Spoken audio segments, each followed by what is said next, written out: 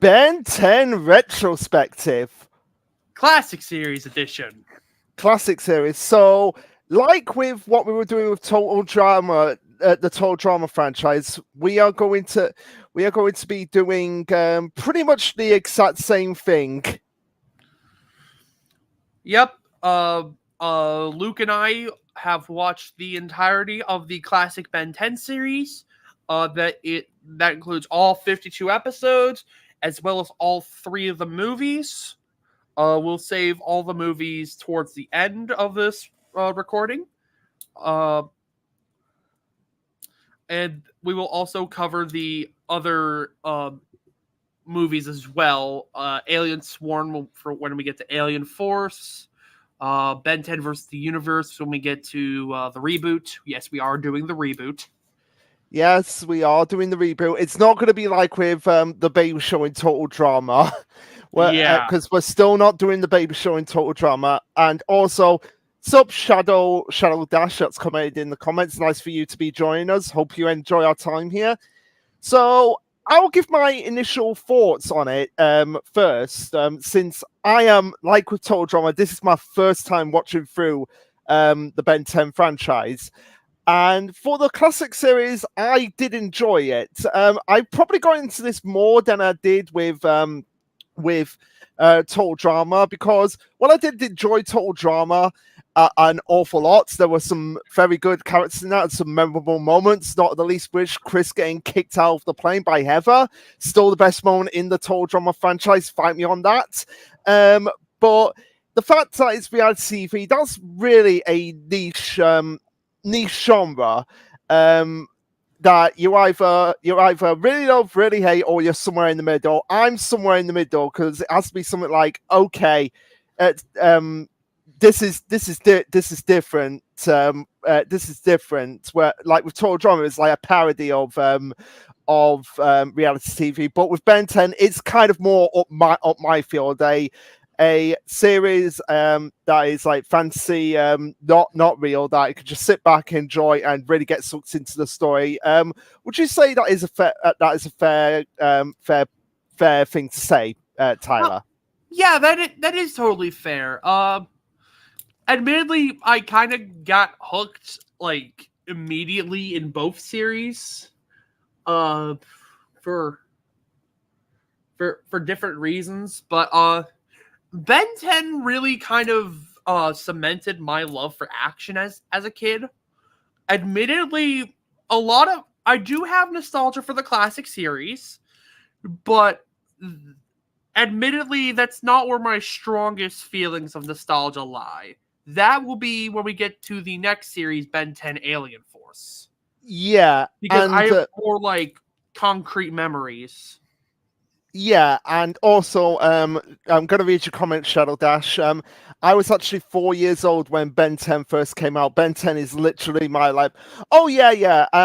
And regardless of what we say about Ben 10, if it's your life and you enjoy it, then good on you. But as an adult watching it now, there are a few issues that I take with the classic series. Not an awful lot, not an awful lot.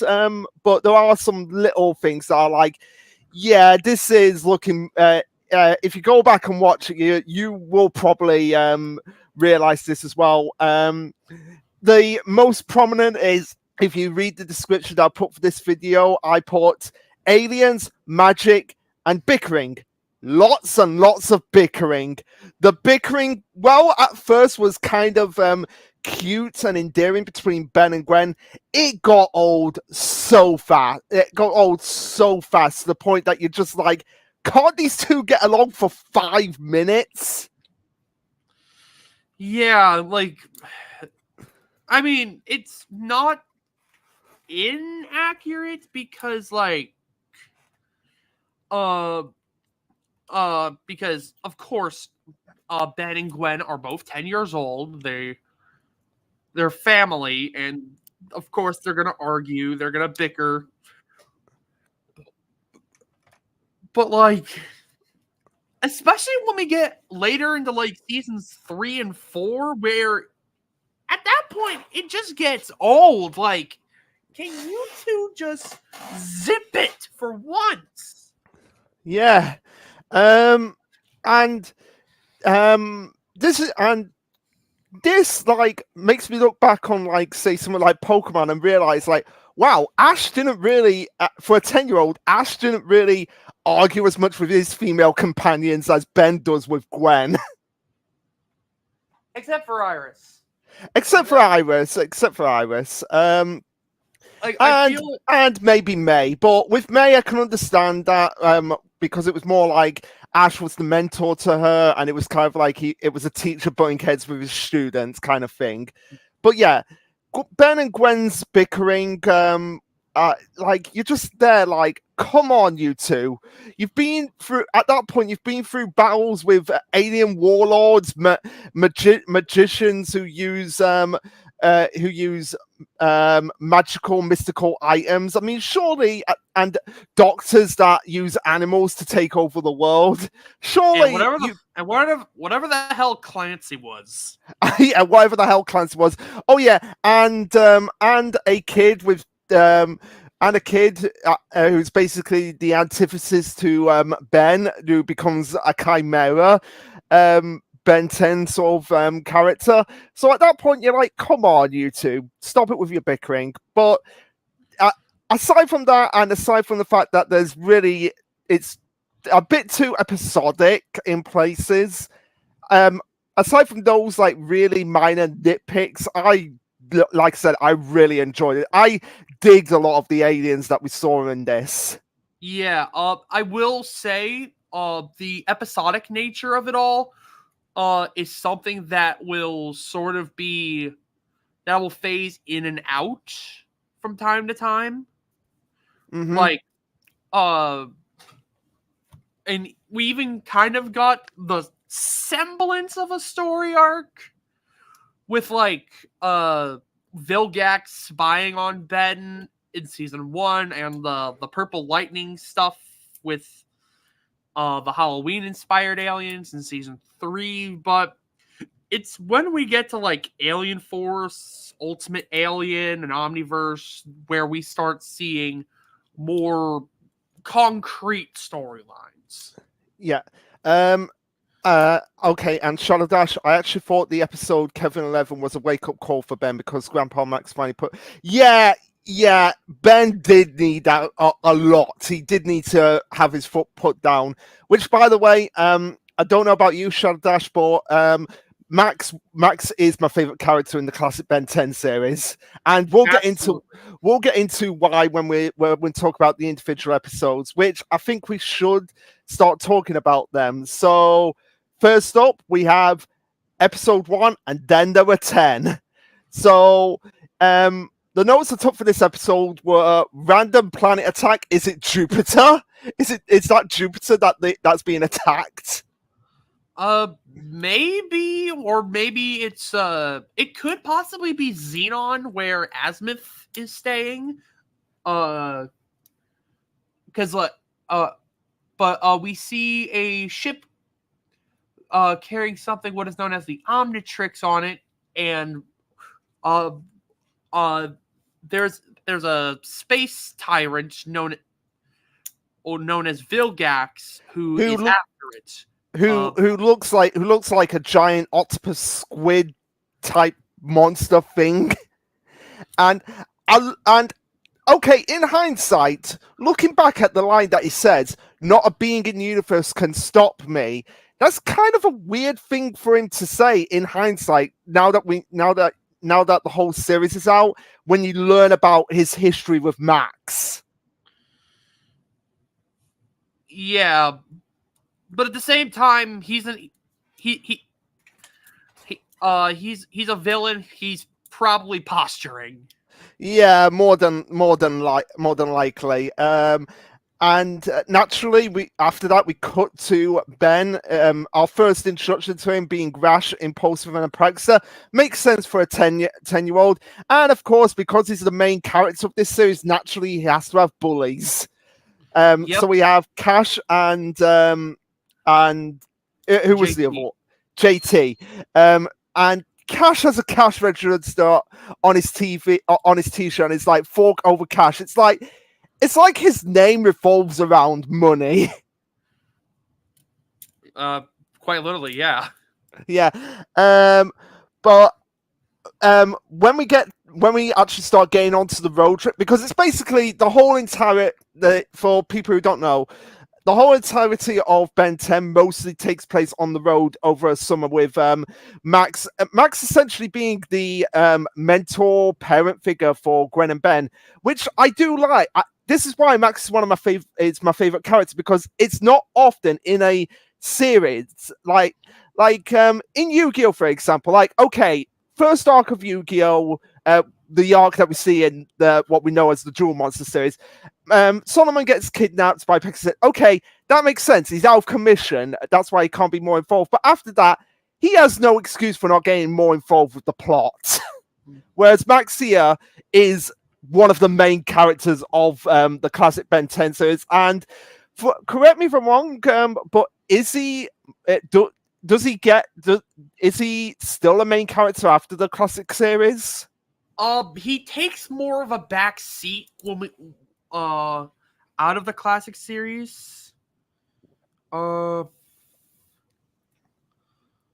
I'm sure Shadow Dash will be able to, if they're still watching, they'll be able to tell me without spoiling. Just it does Max. How often is Max relevant to the plot after the classic series? He's not real. He's relevant. He is still relevant for a decent chunk of like Alien Force, but then like after season 2, he takes more and more of a back seat. Leans more into that giving wisdom and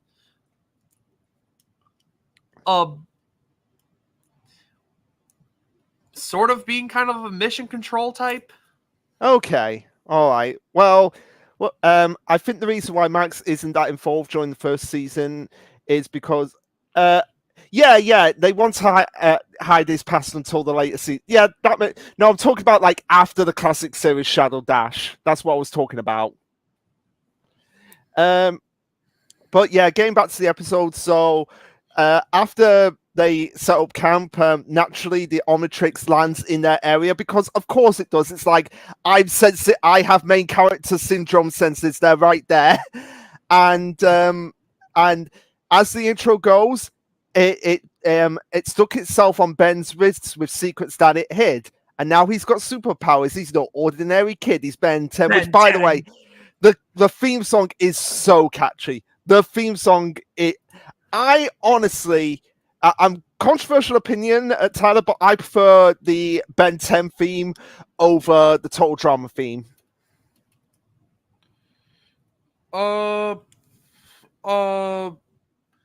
Yeah.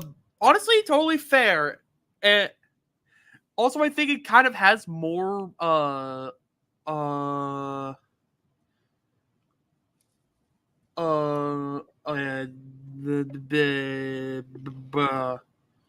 sorry, I'm trying to speak. I think what also like gives it a lot more staying power is that it doesn't stay around like the Total Drama theme song.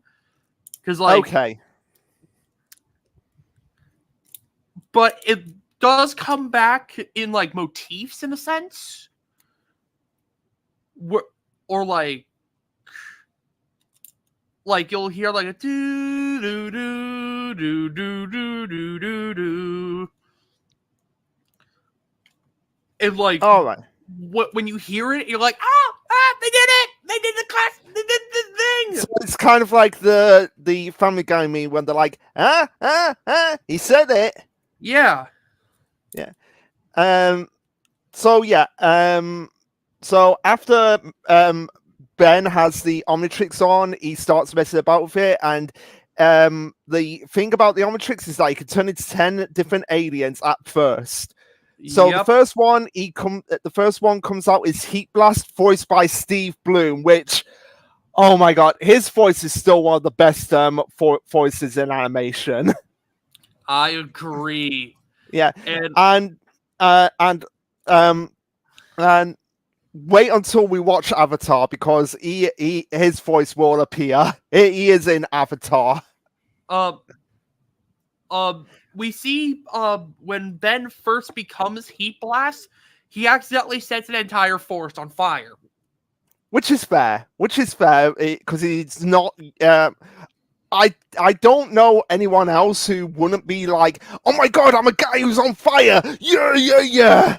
Without I think it was like a spur of the moment, like, I've got superpowers. Yeah.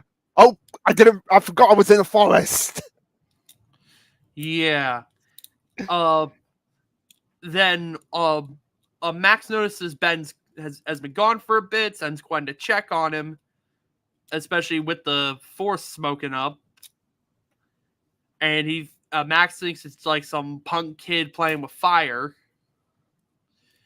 When in reality, it's Ben trying to control his powers. Yeah. So Gwen is sent in with a fire extinguisher and bats him upside the damn head. Yes. But the one thing that I do like that they and I was afraid that they would have dragged this out is because you know how in a lot of shows they play up like, oh yeah, that wasn't me, like no, what, no, this thing wasn't me. No, they actually figure it out right away that this is Ben. Yeah. Yeah, so that was nice that they didn't drag out the whole like, who is this?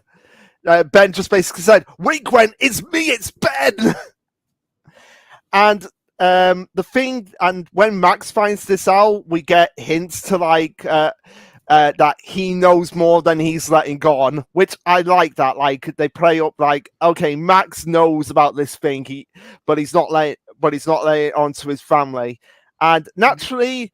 And naturally, because Vilgax is petty, he has to send robots after them in a public area where people are around. So we also see two of the other aliens in this episode, Wild Mutt and Diamond Head, which I've got to say, Diamond Sword Hands. I repeat that, Diamond Sword Hands. Yep. It's also important to also establish, because this will be established immediately in episode 4, that these aliens he can turn into are not necessarily unique. They are like actual species that exist in the cosmos of Ben 10. Like there's like an entire planet full of heat blasted species, the Pyronites, or Wild Mutts, or the Vulpamancers, or Diamond Head, the Petrosapiens. Foreshadowing. Yeah. Also, go ahead. I was about to say, Ben uses Diamond Head to take down a mecha droid sent by Vilgax.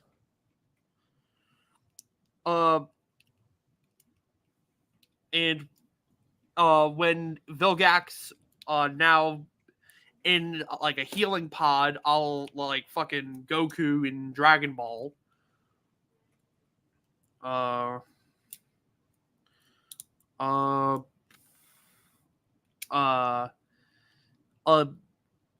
Vilgax swears to destroy whoever has kept the Omnitrix from him.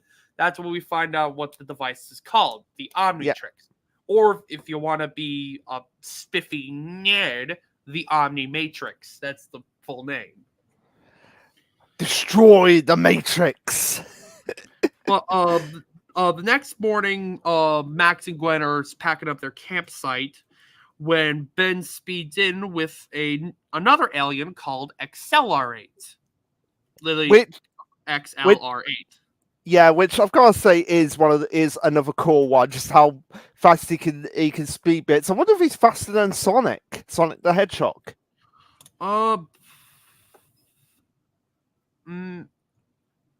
That's a debate. That's a debate in itself. Is XLR8 faster than Sonic? But yeah, I'm going to quickly read the other comments that Charles Dash has sent.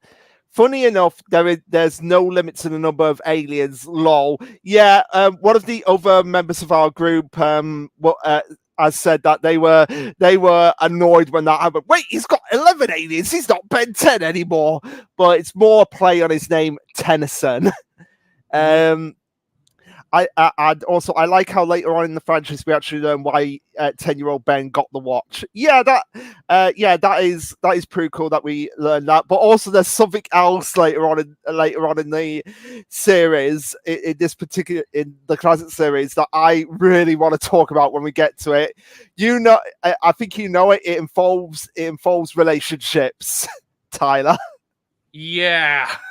Yeah, we're gonna get to that, but episode 2, Washington DC. The first note I put is the stock Ninja Storm music, because if you've watched like the early Disney seasons of Power Rangers, it is like the dun, dun, dun, dun, like the dramatic, like tense music that they use, and I'm just there thinking like, this is the music that they used in Ninja Storm. That was the first thing I noticed. And the other thing I noticed is that despite Ben having the powers of the hero, he's still a kid and goes and is a geek for the Super Sumo cards, Super Sumo Slammer cards. Yeah. As we see, Heat Blast save some people from a falling building, but he then notices a kid having like a gold Sumo Slammer card from a cereal box. Yeah, and he's just like, is that the golden Sumo Slammer card? Yeah. But this is also the episode that introduces one of the other recurring villains. So there's like, despite the episodic nature of the series, there's about, I would say, 7 recurring villains that pop up the most. Philgax is one, and this is another one, Dr. Animo, who I've got to say is probably my favorite villain of the classic series. I just love all the crazy stuff he does with mutating animals and creatures, and just the fact that he's an evil scientist. Yeah, Dr. Animo is arguably the best villain in Ben 10. One of the best villains in Ben 10. All of Ben 10? Arguably. Oh, yeah. For just his sheer presence and his gravitas. Yeah, does he show... Is he one of the ones that shows up the most in the franchise? I would say, yeah. Between, like, his appearances here, like, he still appears in UAF, he still appears in Omniverse, he's still in the reboot. Not to mention the performance given by Dwight Schultz. Being all like, I am the great Dr. Animo! You know what this reminds me of?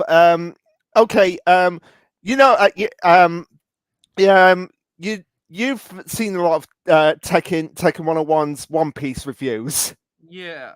It reminds me of when he was doing the Wano, and when Orochi comes up, when he's and him going, I'm a Lord Orochi! That's what the voice reminds me of just Tekken just doing Lord Orochi. Yeah. But yeah, episode 2 was actually a good lesson for Ben, because he had to learn being a hero isn't about getting reward, but doing it for the greater good. Yeah, and that is a great lesson for him as a 10-year-old, which I will say, based on what I saw from his future selves, which we'll get into, it does seem to like work with him, but at the same time, the fact that doing it for the greater good also comes with consequences as well, which we'll soon learn when we get to seeing his future selves as well. But yeah, so the other, so we learn in this episode that Max was a plumber, quote unquote, a really good plumber, like like Mario and Luigi. But of course, he knows a lot more than he's letting on, and we also learned that Animal likes to use the ooze from Teenage Mutant Ninja Turtles to mutate his creatures. But we get a load of we get quite a few of the new aliens now. So we had Diamond Head, Wild Mutt, and Heat Blast. I do like that they did introduce a lot of the aliens early on, as opposed to like really stretching it out, one alien per episode. Like we can okay, we're getting the aliens quickly, what they're all about, what their abilities are, so we can finally get into some of the good stuff. So we have Greymar, who's basically the small genius, the small little genius of the aliens, with the voice of Alpha from Power Rangers. Yep. Admittedly, like it never registered that it was Richard Horvitz, because I know him like personally as the primary villain in the Skylanders games. Like, okay. Oh, shit, chaos. We also get introduced to one of Ben's most frequent transformations, Forearms, who is of the Tetraman species. Yeah, his whole thing is that he has 4 arms. Yeah, that's another thing. A lot of I get that Ben is only a kid, but aren't kids meant to be like the most creative of the most creative of minds? And like he couldn't think of better names than like, oh, this guy's got 4 arms. There's his name. You'll see as we go on. It could be a lot worse. Fair enough. He could call him Handyman or something, which I think is an infinitely worse name. Yeah, that is an infinitely worse name. But that raises the question: Goro from Mortal Kombat versus Forearms, who would win in a fight? I mean, Goro can breathe fire, so. Okay.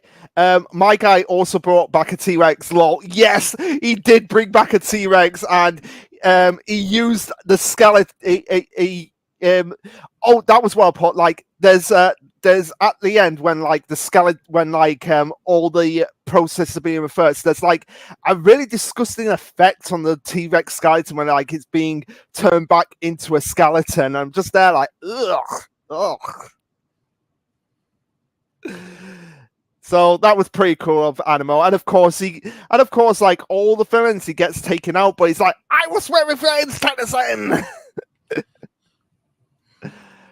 So, go ahead.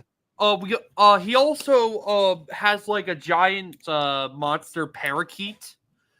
After ransacking a mall, that kidnapped Gwen and like put her on top of the Washington Monument, I think it was. Yeah, it was. And that's where we meet one of Ben's first flying aliens, Stink. Oh yeah, Stink Fly. Yeah. Which lives up to its name. He's a stinky fly. Yep, and he shoots goo out of his eyes, which I've got to say that must not be comfortable. I can't imagine it being comfortable either. Like, I'm surprised that Ben wasn't just like, I've got juice in my eyes. I'm gonna have to wash this out eventually. Yeah. Yeah. But go ahead if you had something else you wanted to say. Oh no, I was just about to segue into the next episode. Yeah, I was about to segue into the next episode, so called The Kraken. Release the Kraken. Naturally, with a title like that, it involves going to a volcano. Nah, I'm just kidding. So it's all about the suspicion of the Kraken in the ocean, and we have one of the characters here called Johann Melville, which is an obvious reference to Moby Dick, because the whole idea about this episode is that the villain of the week is trying to get the Kraken for his own selfish purposes rather than doing something else. The Kraken is essentially Moby Dick for this guy. He could do so much better, but no, I'm going after this one creature because I'm so obsessed with it. And also as well, another note that I had on this episode is man the harpoons, but they use machine guns rather than harpoons.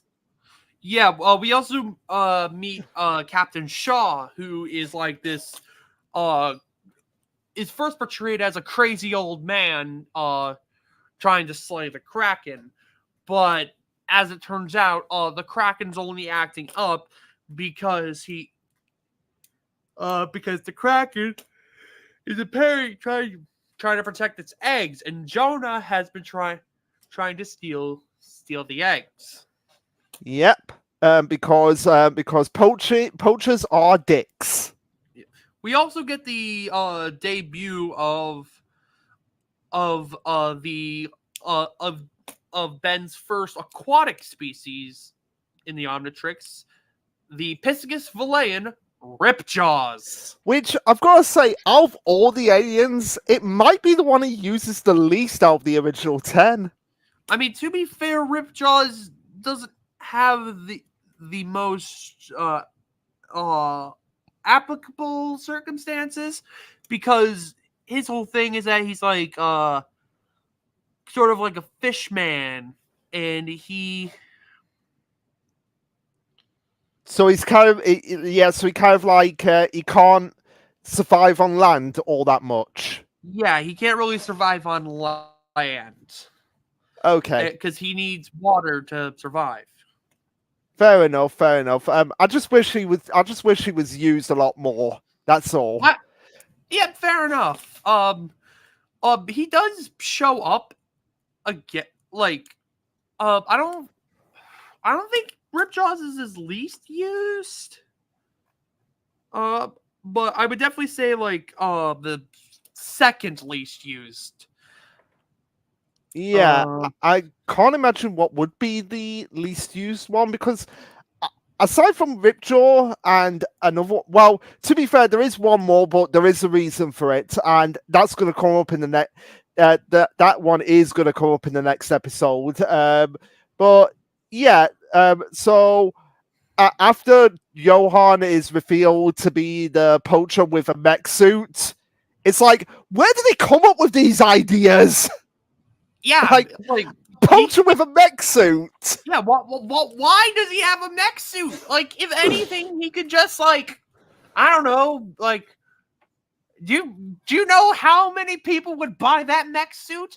There's like tons of billionaires, like especially nowadays, where like a bunch of like rich people are trying to go down into the bottom of the ocean. People would kill for that for that diving mech suit. Yeah. I'm sure Jeff Bezos would have paid him in spades. Oh, or the CEO of a company that had a tragedy last year involving the sea and a really famous ship, that we will not mention. Yeah. But yeah. I'm just going to read Cheryl Dash's comments here. Cartoon Network actually made a game for Ben 10. Yeah, I've seen that Ben 10 does have a few games, and that T-Rex was created by evolutionizing a lizard. Did you have to use rare candies for that? The Kraken is actually an alien from space and originally came from the solar system as Ghost Freak. Oh, we'll get to Ghost Freak. Same. That's interesting because I do remember that coming up in 5 years later, which is a fan series done by the Ink Tank, which I'll have to show you that later, Luke. They do this series called And Beyond, where they go into like the home systems of like certain transformations in the Omnitrix. Of course, it's not canon to the actual show; it's more canon to their thing. But I didn't think Krakens were from the same, like from the Inner system, because that's the solar system where Ghost Freak is from, the Inner system, which will be explored in Omniverse. But we're getting off track. On to the next episode, Permanent Retirement. Which, well, actually, to be fair, we're not getting off track with Ghost Freak because this is the episode that introduces him. Oh yeah, this is the episode where we get Ghost Freak in Ectoneurite. His whole thing. Go ahead. I was just gonna say, which this has to be like one of the strangest, like weirdest, creepiest episodes ever, because of the fact that it's set in a retirement camp, and Ben's just like, oh, retirement people, old people, I have to be around them. But as he learns that, yeah, there's more to this town than meets the eye, because the old people in this town are just acting weird, especially one old guy who, the cracking bone effects in this episode are just like, oh, oh. Oh, oh. I don't know why, but it just really made me cringe when I heard those bone effects. I always get cringed out when like people are just cracking their bones. It's just like, ugh. Yeah, like they start hissing and like feels like we're like in a damn horror movie. Yeah, but also as well, we get introduced to Max's sister, Great Aunt Vera. Which, does she appear again at any point? I think this might be her only appearance. Yep. And also as well, she's another one that's okay, jumping ahead a bit. It's amazing that everyone in Max's family knows what's going on except for his son and grandkids. Yeah. It's like, why? Why keep us? It'll be like if if it was me and like my brother knew what was going on, my sister knew what was going on, but I had a kid and he had no idea what was going on. It's like, why? Why keep it a secret? But getting ahead of ourselves. So we this episode also introduces, hands down, no holds bar, my favorite of the aliens, Upgrade. Yeah, because in the opening scene, Max stopped to put some gas in the RV, the rust bucket. And there are some thugs robbing an ATV, and that actually works as Upgrade's introduction. His whole thing is that he is a galvanic mechamorph, aka he can uh, assimilate with technology and enhance it. Yeah. Can't imagine why I like that idea, because there's just so much versatility with that alien, and also, like I said to Tyler, it reminds me of a Yu-Gi-Oh card, Arcana Force: The World. It literally has the design of that. If you want to go and look at that. But Shadow Dash, I do like how they hint the fact that these imposters are weakened by water. What are these? The aliens from Signs, and also yes, Ben's aunt does return in Omniverse for one. Oh, okay, all right, fair enough. Okay. Okay. For clarity, obviously Luke hasn't watched Omniverse, but neither have I. I've only seen bits and pieces of Omniverse, but I have not watched it to completion. Yeah, so that's why I didn't call it this whole series new versus veteran, because it's kind of like when we get to Omniverse, we'll both be noobs. Yeah, and the reboot. And the reboot. Fun fact: Upgrade's race was actually made by the Galvans. Yeah, that's great. That's great. Oh, that's Grey Matter. Oh, yeah, and isn't it the same? Isn't Grey Matter the same species as the guy who made the Omnitrix? Yep. Oh, okay. All right. Cool. That's very cool. We do find out what's going on with this whack ass retirement home, and it's that everybody there are all imposters. They have been kidnapped and replaced by a bunch of like a germ species called the Limax. Yeah. So it's basically essentially invasion of the body snatchers, and it's through this discovery that we also get introduced to I've got to say, the creepiest alien out of all of them, Ghost Freak. Yeah. Also voiced by Steve Bloom, which I'm going to say it right now. His voice, he had to have like, okay, the voice I'm going to make for this character, I'm going to need so much water for it. Yeah, because Ghost Freak kind of. Because he sounds like this all the time. Yeah, he talks very raspy. Yes, it's like he wants to do ghost ASMR. But they discovered the Limac are weak to water. Uh, so they get uh uh hold on. Yeah, basically, the shape-shifting aliens were planning to abduct these old people, and they were almost successful until the Tennyson stepped in. Yeah, that's kind of funny, like in a lot of these series, but in this series particularly, that I would have gotten away with it too. It had to be for this meddling family that came at this exact moment.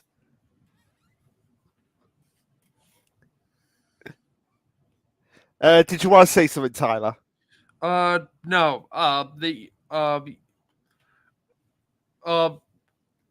he, Ben then comes to the conclusion that he did have a good time. Yeah, yeah, And then Vera wishes him luck with the alien hunting. yeah. Again, hinting more to Max's story than meets the eye. But now moving on to episode episode 5, Haunted.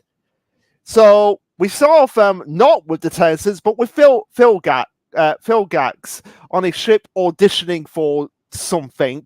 He's basically doing like a fighting audition, like, right, you are good, and you are good.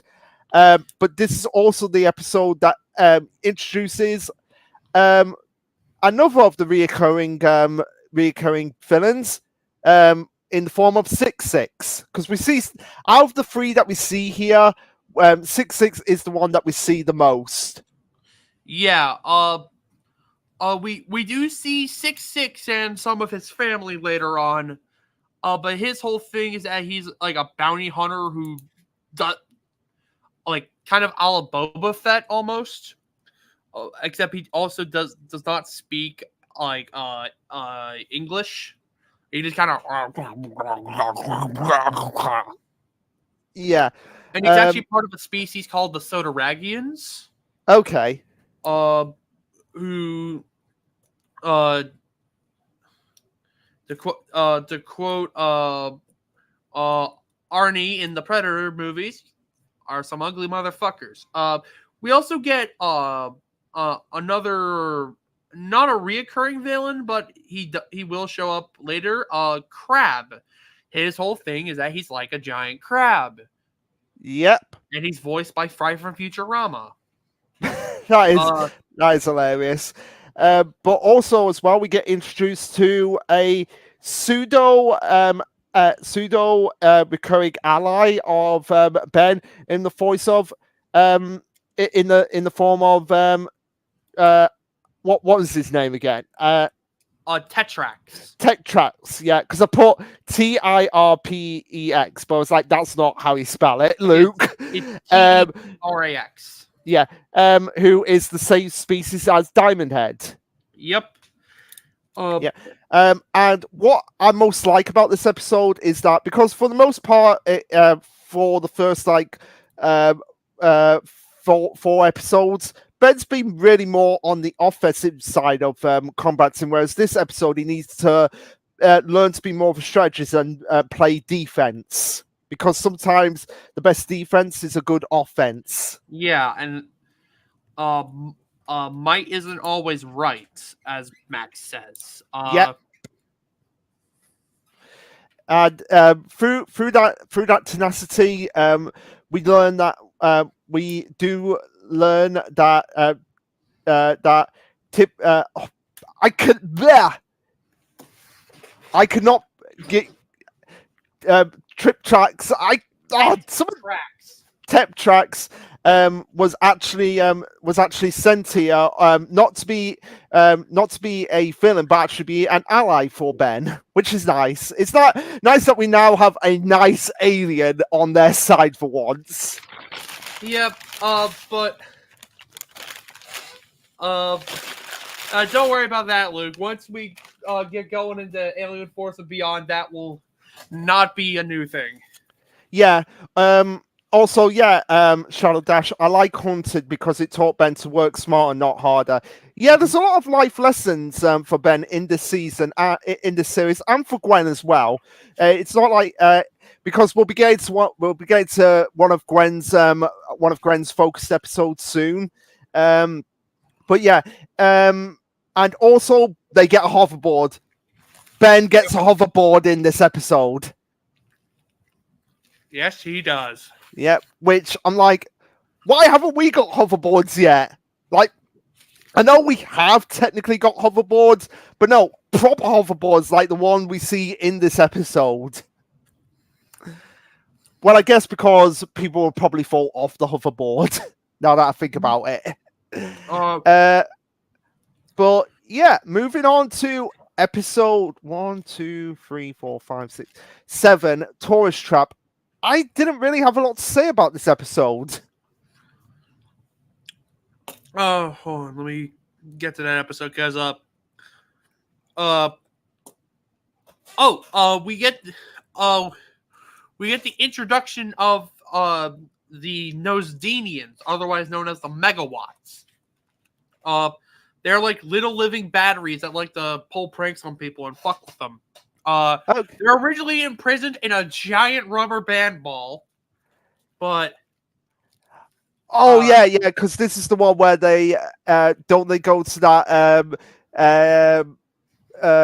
ranch like town kind of thing. One of those places where it's like set up to be a fictional town and everyone has to stay in character sort of thing. Kind of, but it's like one of those towns that like show off all the weird kooky stuff they have, like a giant house of cards. Yeah. Now, now I'm just gonna say it quickly. There is a bit of a little bit of mix up here because of the fact that we watched the episodes how they, because it was like part of a playlist, so it was like playlist we had to go with, and they were done in like the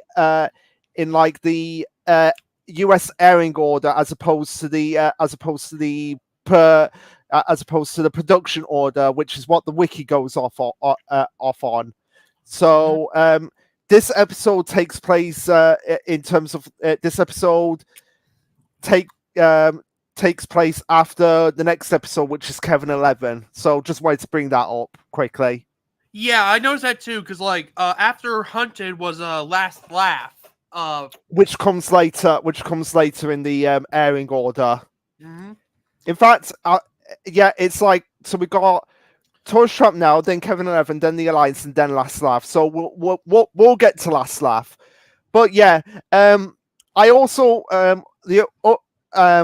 it's just the notes I had for this episode were it's jokes and it's just a giant rubber band ball. Mm-hmm. Which it's very clever the way they utilize it, because like, oh, they're made of electricity, we've got a rubber here, rubber doesn't conduct electricity, so let's use this against them. And also I had to bring it up because the mayor in this episode reminded me so much of the goths in the Redonkulous race of just no matter what, always has the same stoic voice, and even though it's not meant to be funny, I just found it hilarious, just the way he talked all the time. So I had to question, like, was this guy related to the Goths? Is this the Goths? Is this like Crimson's dad or something? Could be. But how they stopped the rampaging megawatts after they start to duplicate themselves was by trapping them in a giant fishbowl by the dam. Yeah. Oh my god. Shadow Dash, just wait until Omniverse when certain episodes are aired on the wrong order. Oh my word. Seriously? Yeah. With Omniverse, we gotta like make double sure that we're watching production order. Okay. Like, Error order will like spoil shit. Okay, I don't know why. Okay, side note. Why do that, Cartoon Network? Like, what the hell? Um, but anyway, we next episode that we watched was Kevin 11, which introduces Ben's rival character for the whole of the classic series, Ken Levin, which which haha, very funny. Ben Tennyson, Kevin Levin. So Kevin, at first you don't really see it coming with him because he starts off as like more of a sympathetic character. Where he's being bullied for the fact that he's different because he has lightning powers, and we also have in this episode the really the very first argument between Max and Ben, because Ben basically has the "you're not my dad" moment, and yeah, he isn't Ben, but he's still your grandfather. Yeah, it's all because Ben got to Ben snuck past the security guard to play the newest Sumo Slammer video game. Which is really weird for them to do because like I don't know if this was a thing back then, but like usually you'd be able to just play like a demo version of Yeah, that is really weird. I didn't get that either. yeah, Go ahead. because like nowadays it's like perfectly normal to like I don't know you walk into like a Walmart or a Target and boom there's like a Switch setup to where you can actually play demos of certain games. Fair enough. Yeah. And that is just weird. And that is just weird. And it's through his interactions with Kevin that that Ben kind of really sees like, oh my god, because in many ways, if Ben wasn't kept in check, he would have pretty much been like Kevin if you really think about it. Yeah, but Kevin's whole thing is that he has the ability to absorb energy. Um, we see him uh, use his energy powers to mess with like an arcade machine to get a bunch of coins or tokens or whatever. Because Ben first meets Kevin at an arcade, where Ben puts some like I think it's like members of like a former members of a gang that try to harass Kevin, but then Ben hides away, transforms into Accelerate, and teaches them a lesson. Yeah, and then Kevin gets wise to this, and at first you think like, oh, these are going to be friends, but nope. Kevin has to be a dick about it, and he uses his ability to steal the energy of some of Ben's monsters. Well, not monsters, aliens. That's like after like they do a little bit of have a little bit of fun with each other, essentially. yeah, because Ben also sort of becomes like a getaway vehicle for Kevin as he uh, transforms into Stinkfly, and like we see Kevin running on the face of uh of uh the Statue of Liberty. But with them managing to shake the cops once they could get away. Yeah, and then throughout the episode as well, Kevin's just being like, "Oh, come on, where's your sense of fun?" But Ben has more because isn't it established that Kevin doesn't have any parents? Kevin does have parents. Right. So where are they? Where are they throughout all of this? I think it's like implied that like Kevin ran away from home because he thought his parents viewed him as a freak. Oh, wait. I really now I'm curious, like what the backstory is with Kevin, because if it's something like how it's portrayed in My Hero, with because you remember Toga's backstory with her parents. Yeah. Yeah, if it's something like that, then that is messed up. Mhm. Yeah, it's because of that Kevin doesn't really see like the benefits of having like someone be your moral compass, which despite Gwen's constant bickering with Ben, whether he likes it or not, I feel like he does view Gwen and Max most, but also Gwen as like the moral compass, to him.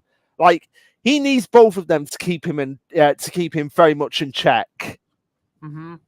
Yeah, We see this as Kevin is uh Kevin wants to like mess with the tracks on in the subway. Uh uh uh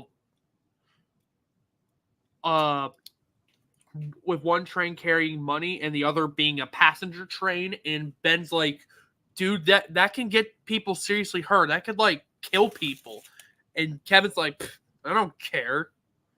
They never did anything for me. but that for Kevin to say that at that age, you have to wonder how seriously messed up his backstory was to have that mindset. Yeah. Yeah, Of course, I'm not repeating what he said verbatim, but getting the general gist. yeah. I just want to mention this comment. Kevin has a mum and stepdad now, because his real dad was killed on duty as a plumber, and he actually ran away after destroying their house. Okay, okay, fair enough. But like, why did he destroy his house? Was it because? Well, it might have been because his stepdad, probably was like the catalyst to his mum viewing him as a freak, maybe. We'll get more into that once we get to Ultimate Alien. Okay, all right. But Um, it's at this point after Ben turns into Heat Blast, Kevin absorbs some energy from the watch and actually absorbs some of the Pyronite DNA of Heat Blast to becoming part Pyronite. As uh, and in the nick of time, Ben manages to melt the switcher, causing the train tracks to switch to their normal routes, so they don't crash. And then Ben and Kevin begin their fight. which ends in Ben's victory and Kevin retreating for now, but it's not the last we'll see of him. Definitely not. No. Um, so what did you learn today, Ben? Well, I learned I've got to listen to my elders a bit more. Are you gonna learn that lesson more? Nah. um. So yeah, moving on to episode 8, The Alliance, where we get introduced to the character of Rouge, voiced by Jennifer Hale. Oh. Jennifer, call me. We all have one. We all have one. The voice that we want. The voice actor that we want to marry more than any other of them. Rouge, Rouge. Yeah, whatever. She's voiced by Jennifer Hale. That's all that matters. sorry, Cheryl Josh, but Jennifer Hale, with me and Jennifer Hale, she is like one of my. We all talk about the voice of our childhood. She's the voice of childhood of my childhood for video games. Like, she was in a lot of the video games that I played as a kid, and I still play to this day. I just love her voice. But we first meet Rojo and and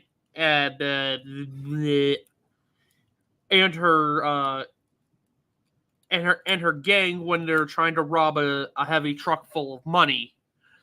We then see some of Vilgax's Vilgax's robots join the fray, which causes the other two members of that gang to run as Ben transforms into forearms to fight off the gang. Uh, in the midst of all this, Grandpa Max actually has the roof of a gas station fall onto him. Yeah, and it's the first time we see one of the main trio get seriously injured, to the point that they have to go to a hospital. Which hey, considering that it took 3 seasons of Mighty Morphin Power Rangers before we got to a hospital, Ben 10 has some balls. Yeah, but in terms of the confrontation with Rojo, Forearms just conked out Rojo for the time being. Once she comes to, she picks up one of the destroyed drones, and then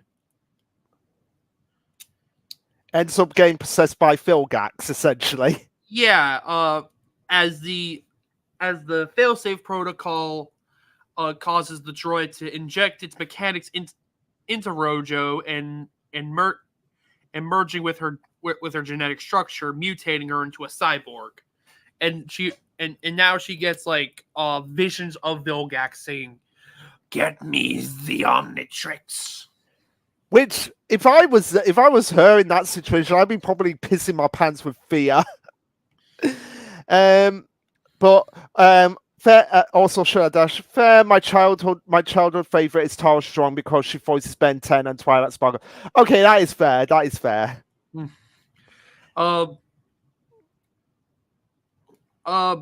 Luckily, because Grandpa Max has the power, is not just any old man, but an old man with the power of God and anime on his side.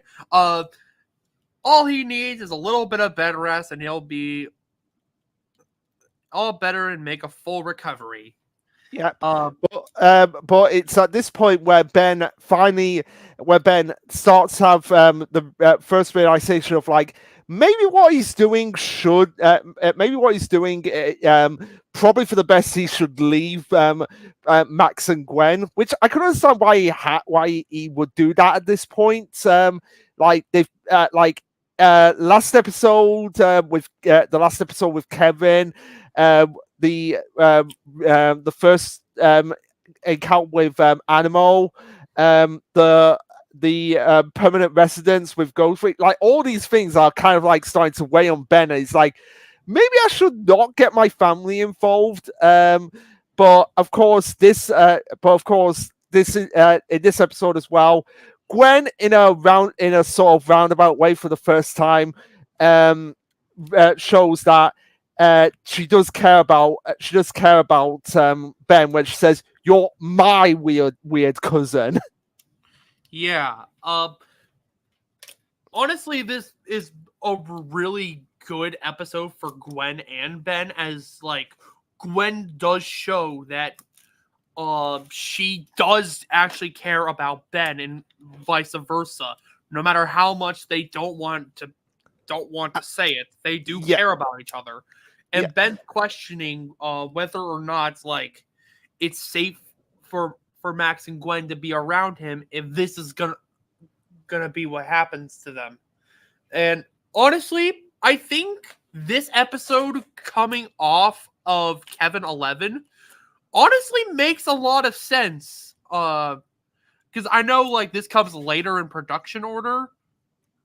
But I feel like having Kevin 11 before this episode actually makes this episode stronger. Yeah. I mean, granted, this episode's still after Kevin 11, but like having it be directly after Kevin 11, I feel like gives it a lot more weight, because at the end of that episode, Max says that that they need to have trust in one another, and right now Ben and in that episode Ben had lost a lot of trust with Max. Yeah, and to be fair, Max had a lot of trust, lost a lot of trust with Ben as well because of what he did. And anyway, Shadow Dash. Oh wait, that was the season finale. Lol. He was quoting a different message, like the I'm coming now," and Max having that oh shit look. Yeah. Well, but it's funny, but it's great that you brought that up about Ben and Philgax, because this is the first episode where they actually meet each other for the first time. Granted, it wasn't completely in person, but Ben still got to see what Philgax properly looks like and what he's all about, and like the fact that Ben's basically got a big red target on his head for this guy. That this guy's like, "Oh, I'm gonna strike that big red target. I am coming for you, kid." But Yeah. the We one also thing. see. Oh, go ahead. Sorry, Go I was ahead. about to say. We also see Rojo attacking the hospital. Yes, and I was gonna say, by using a boulder avalanche, I'm just there questioning as well, because did Heat Blast just melt 5 ambulances to stop that boulder avalanche? Yep. Well, a lot of lives are going to be stopped because of you, Ben. Thanks for that. Mind you, at least they wouldn't have to pay the American hospital bills. Yeah. But after that, Ben decides to go to go rogue as Rojo attacks the police academy. Ben leaves a note with Max and Gwen saying that it's not safe for them to be around him as he goes off to fight Rojo. Yeah, but Max and Gwen are just like, screw it, Ben. You're our family. We're gonna come and help you regardless of what you say. Yeah. So yeah, and now we can finally get on to Last Laugh, because that was the episode that we had. So I did put 11 o'clock in the morning, because I believe like that it was like in the background it was very dark, and they still said it was 11 o'clock in the morning. So I was kind of like questioning, like, how dark is 11 o'clock? Like, is this set in Iceland or something? I don't know, but it starts with the Tennyson family going to see a circus that's in town, Which is not funny. I'm with Ben in this. I am with Ben on this. Like, this circus is not funny, but that is the whole intention, because it's not meant to be funny. Yeah, mostly because Ben is terrified of clowns because he finds them more creepy than funny. And again, I'm with you, Ben.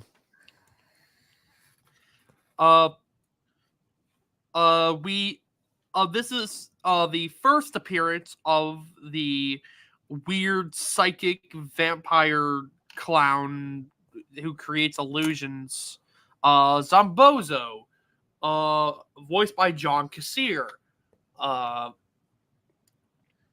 Who is also some kind of like spider-like creature as well. That was the illusion. Yeah. We also meet some other recurring villains throughout the series. The Circus Freaks, Acid Breath, Frightwig, and Thumbskull. Thumbskull is super strong and looks like a thumb. They really run that home in Omniverse. Frightwig has crazy killer hair, and Acid Breath could really use with a little bit of Listerine mouthwash. Yes, he could. Which, by the way, hey, if you want some, we've got some in my bathroom that needs selling.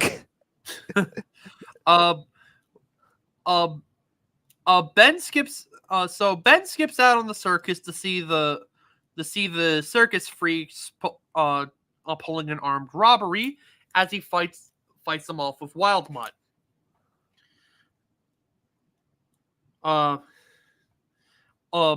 thanks to the power of teamwork making the nightmares work for Ben, they bring down a metal tower on Wild Mutt, thinking him thinking Fido was done for. But luckily, Ben crawls out of the wreckage in his human form, and he finds Max giggling at about the show, but also being really tired and uh, also feeling sad at the same time. This is where we find out that Zombozo is absorbing the of the happiness of other people from making by making them laugh and managing to suck up their souls. How does Yeah, that work? Nobody knows. nobody Don't knows. question. Don't question it. It's Ben 10. Don't question it. But the other notes I took for this episode were Old Lady Gwen, which is very creepy. Yeah. Yeah. And also, why steal a car radio? Like, why not just steal the whole car? I don't know. But it's then um uh um um um Take your time. Take your time. Ben then admits to Max that he has always been afraid of clowns because of how he found them creepy. Uh, Even though he's super zonked out, um, Max manages to comfort Ben by mentioning how he was afraid of heights, but he then got tired of living in fear, so he climbed to the top of the tallest water tower he could find. Max then goes unconscious at the wheel. And when he comes to, he feels overcome with sadness, and then he realizes Gwen may have been held hostage, so he goes back to the circus to try to fight Zombozo. Not before another encounter with the circus freaks, which they're taken down by Upgrade possessing a baseball launcher. Which is one of the coolest things in the episode because of the fact that he uses the baseball launcher as like a machine gun. But also also when he finally goes back to confront Zombozo, he does it using one fear with another fear by using Ghost Freak. Yep. Yeah, and also Shadow Dash. I like how Ghost Freak shows his true form, but I'm glad that they did from a different view, or else they would have to take down the episode. Yeah. Because it's very much like the Mimikyu thing with Ghost Freak, where you see his true form, you die from shock. Yep. In this case, the death is kind of gruesome, but at the same time, not really gruesome. Mainly because, like, the way Zombozo dies is that he puffs up like a balloon and explodes. Yep. And is it like a proper confirmed death?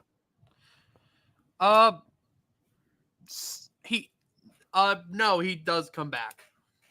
Oh, fair.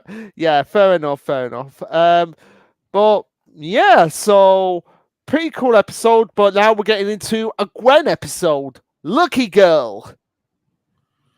So this is where we get introduced to Gwen's alter ego, Lucky Girl, who has the power of luck, but also it's revealed in this episode that she does have some knack for magic.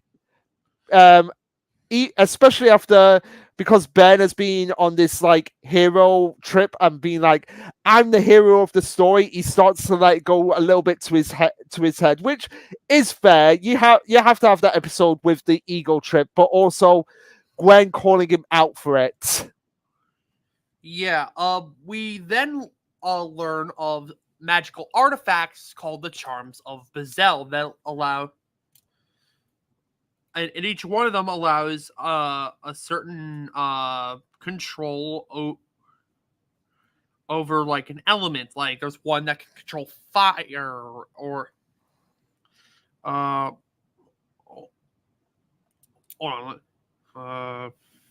wait crud uh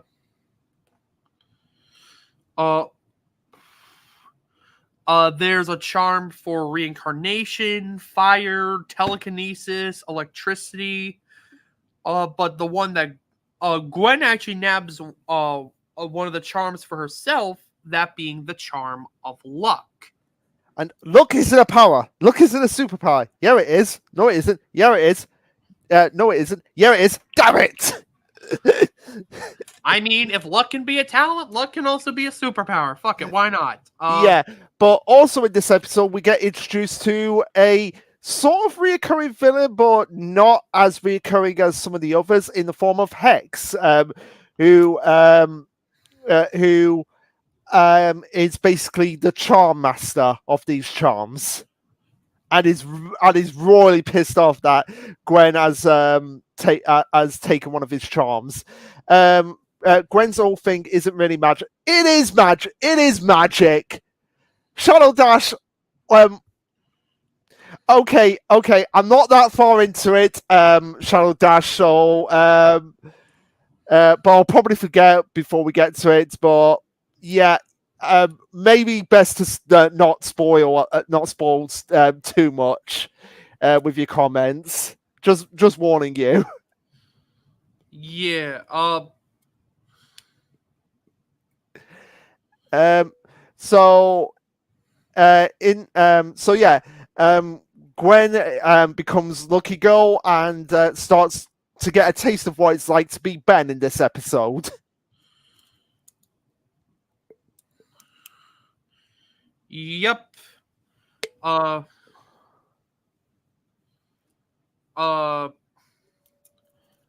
We also we then see Hex taking a bunch of people hostage at a haunted house. As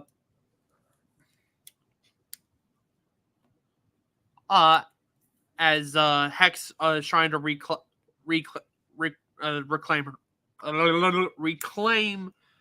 the last charm. So that leads to a pretty fun fight sequence, including Ben going forearms and picking up like a sword made entirely of stone and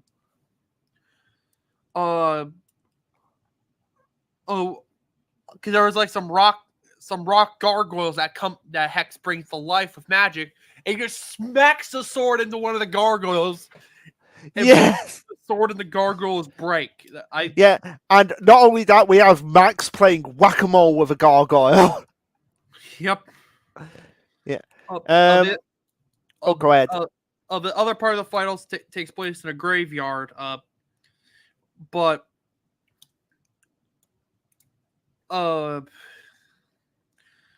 they managed to defeat Hex, throw him in a coffin, shut the lid, and Gwen now has all the charms of Bezel, which she then smashes with a shovel.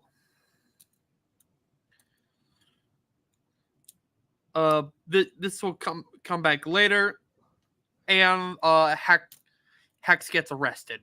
Yeah, but again, this is the first episode that shows signs of what Gwen's abilities are going to be throughout the series, as she starts to get more in the realms of not magic, but let's just say alien magic. That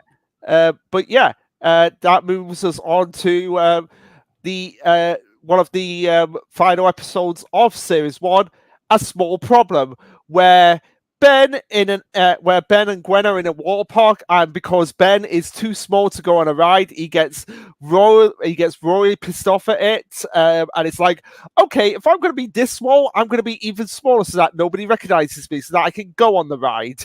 But this is also a issue for him because he ends up knocking the Omnitrix, which will cause him to be in grey matter for a longer time so that he cannot change back.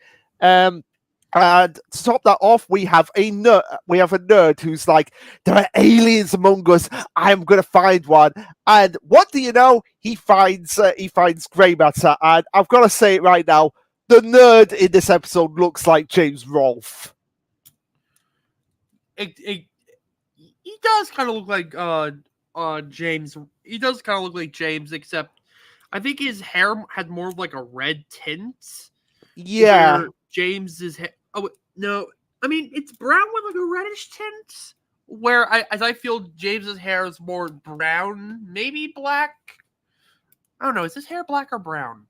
His hair is brown, but essentially he does fit that stereotypical nerd vibe with him, and despite Ben's best efforts to be like, look, I'm not who you think you are. This nerd just won't listen to him.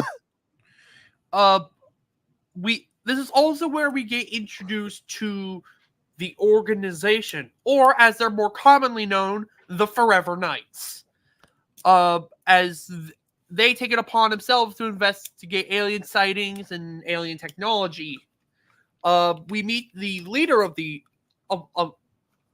Forever Knights, Enoch, who comes by to nab gray matter and have him dissected like a frog. Ironic. Yeah, which you've got to think, like, if that had actually happened, what this nerd and they were able to eventually change grey matter back into Ben, what this nerd actually would have done if that had actually happened. Well, like, how much PTSD would he have had on him after that? Probably a ton. Yeah, you would. It'd probably be going around going, "You killed a kid. You killed a kid. You killed a kid. Shut up! Shut up! Shut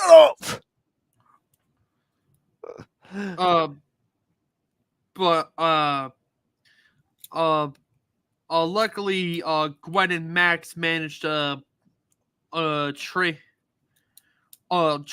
back to the Forever Knights' castle to find Ben and rescue him. We also see as they're looking for Ben, Max being like attacked by a dog, but managing to like I don't know if he conks him out or like just puts him to sleep just by putting two fingers to his head. Probably a little bit of column A and a little bit of column B.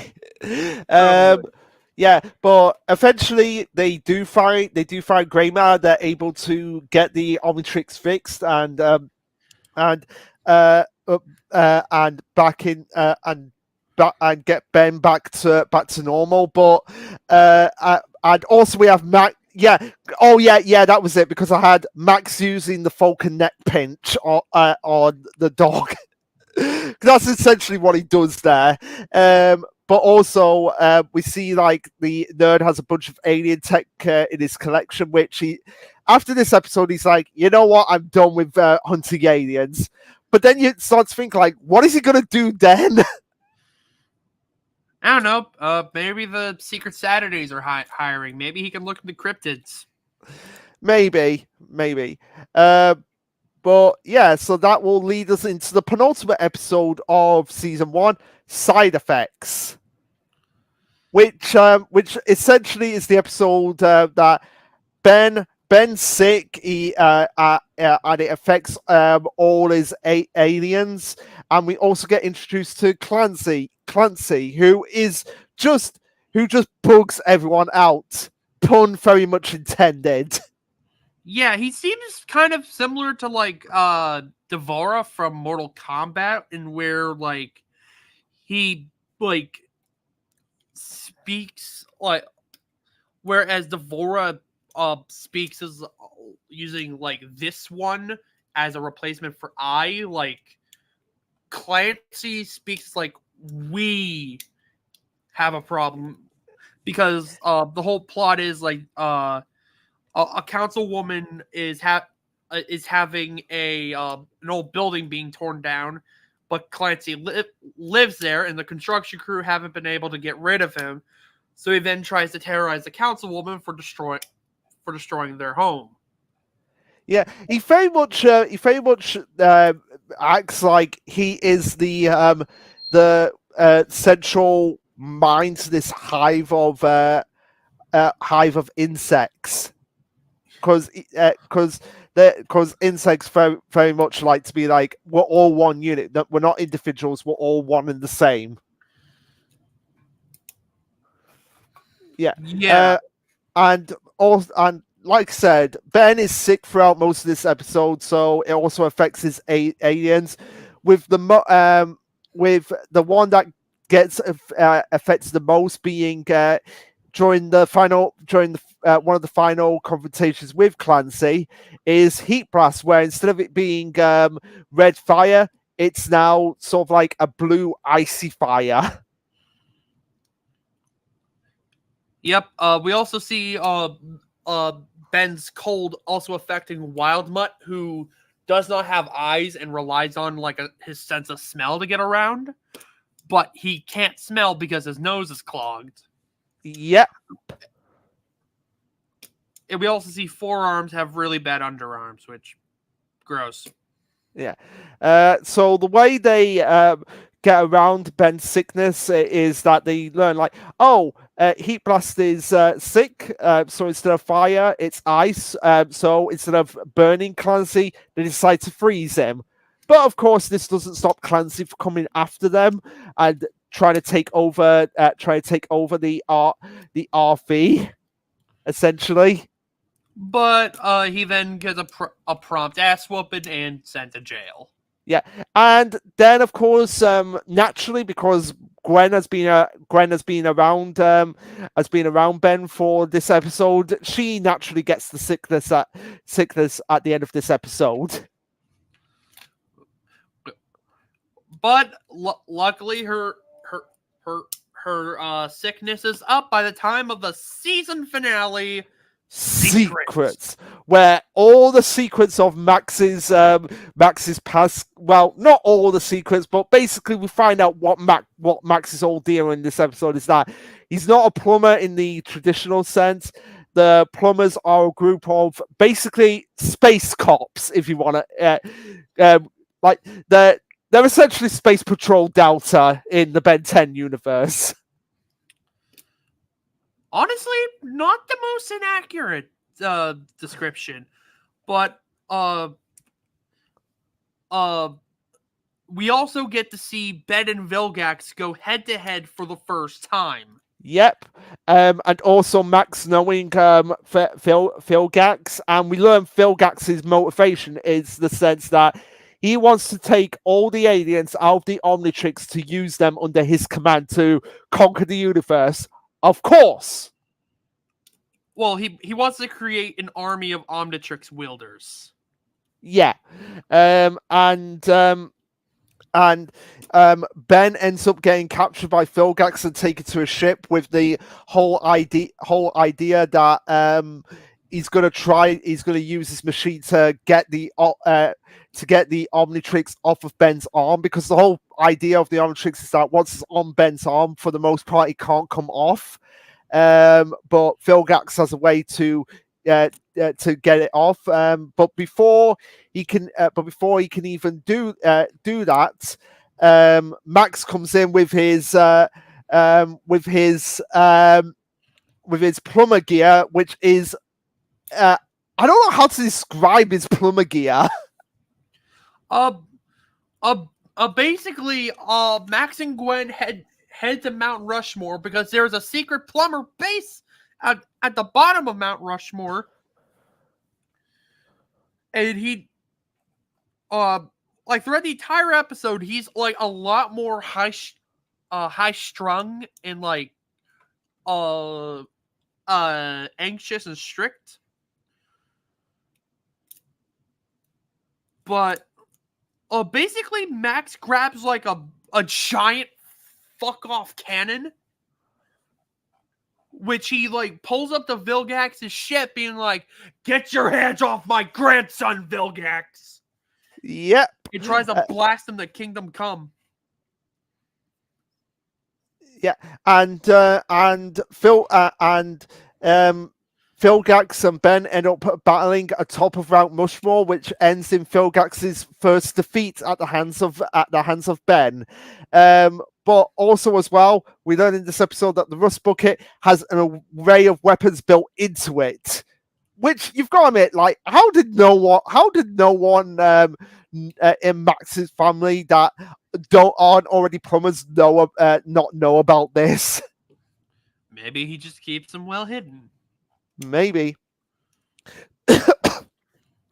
But this has got to be like one of the strangest season finales ever. Not because of like the episode is bad or anything, but just the way it ends. Because it ends with Max literally saying like, "Okay, I'm gonna tell you. It's about time I tell you everything." And then it just ends. It's like, that's how it's ending. That's how we're ending the season, on a cliffhanger. Because it entices you to stop by for next season, Luke. Yes, but what if there wasn't a next season? Oh, fair enough. Well, luckily there was a next season, so let's get into the season premiere of Ben 10 Classic Season 2, Truth. So here, which I've got to say, season finale, Secrets, season 2, premiere, Truths. So ironic. Yeah, ironic. So we do get a bit of Max's backstory when he was younger, and I want to say, was it one of his first encounters with Vilgax that we saw? I don't know if it was his first encounter with Vilgax, but maybe it was one of his first. Basically, in the early 1970s, Vilgax showed up at a nuclear missile control center and tried to take control of the missiles. But how Max manages to get rid of Vilgax is by strapping him to one of the missiles and shooting him off into space. Yeah, and then Max said to himself, "And I'll never see him again." Oh crap! I'm seeing him again. So Max ultimately explains like what the plumbers actually are, which, like I said, it is essentially like he is part of the Ben 10 equivalent of Space Patrol Delta, just people who are assigned to go out in the universe and deal with criminal aliens. Well, unlike Space Patrol Delta, the plumbers on Earth were actually shut down because there weren't enough serious threats to keep the plumbers in service after Vilgax's defeat. But now that Vilgax is back, there's going to be, I assume, a whole lot more. Yes, actually there are. Yeah.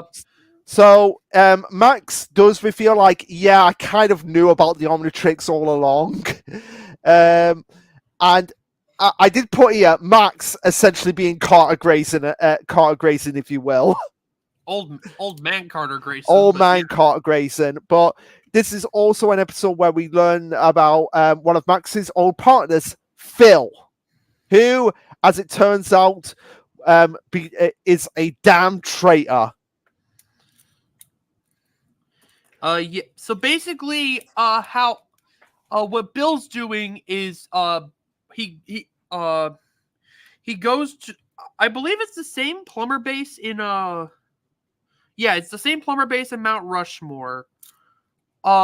He takes what is known as the null as a null void projector, which opens a portal to a dimension known as the Null Void, which is a place where they keep intergalactic prisoners.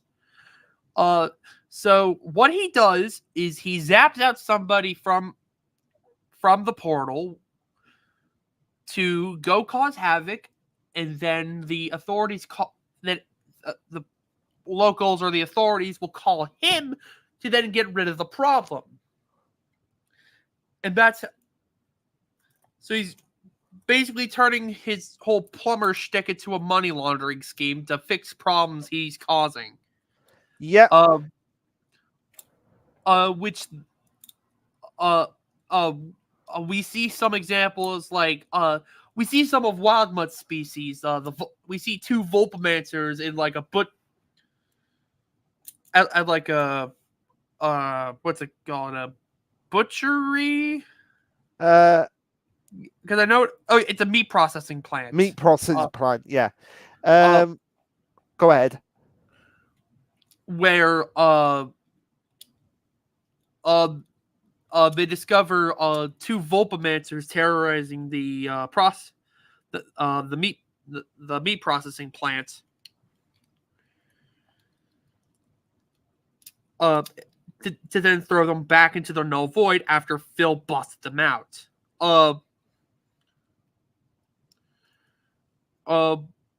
We then see Phil release a wig. We all see Phil release what's known as a Wixelian Org Beast to try to kill Max.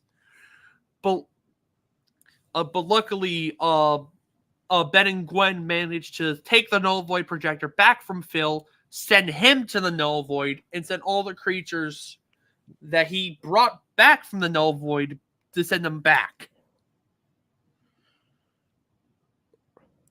Take a shot every time I say the word Null Void. Yeah, take a shot every time the word Null Void comes up. But yeah, so essentially,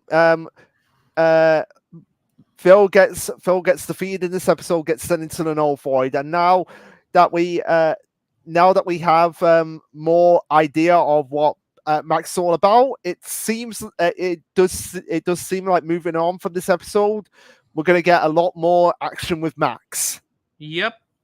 Yeah, which leads us into episode 2 of season 2, the Big Tick, and I'm gonna say it now because this is where we surpass the Ben 10 stance with the original 10 aliens, because we get an 11th alien, which is one of your favorites, Tyler. Cannonballs. Which is essentially a giant, which is essentially a white and black alien that can roll around as like a giant bowling ball. Yep. His species name is Arborian Pelarota, for those who may or may not be curious.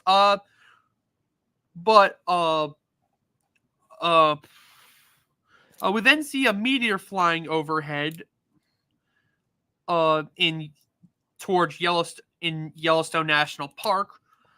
So the Tennysons go to check it out and discover a giant tick-like alien within a ship following immediately after the tick, saying that they are worshippers of the big tick. Yep. And also in this episode we have real kids with attitude looking at you, Zordon. And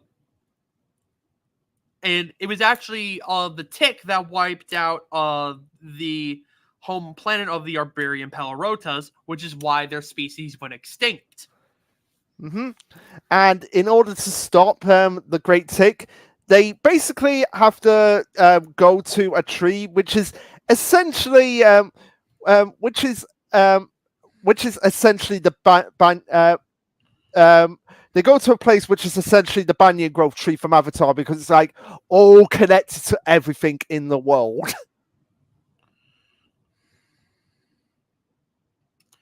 Well, they don't really go anywhere. They It's just that the tick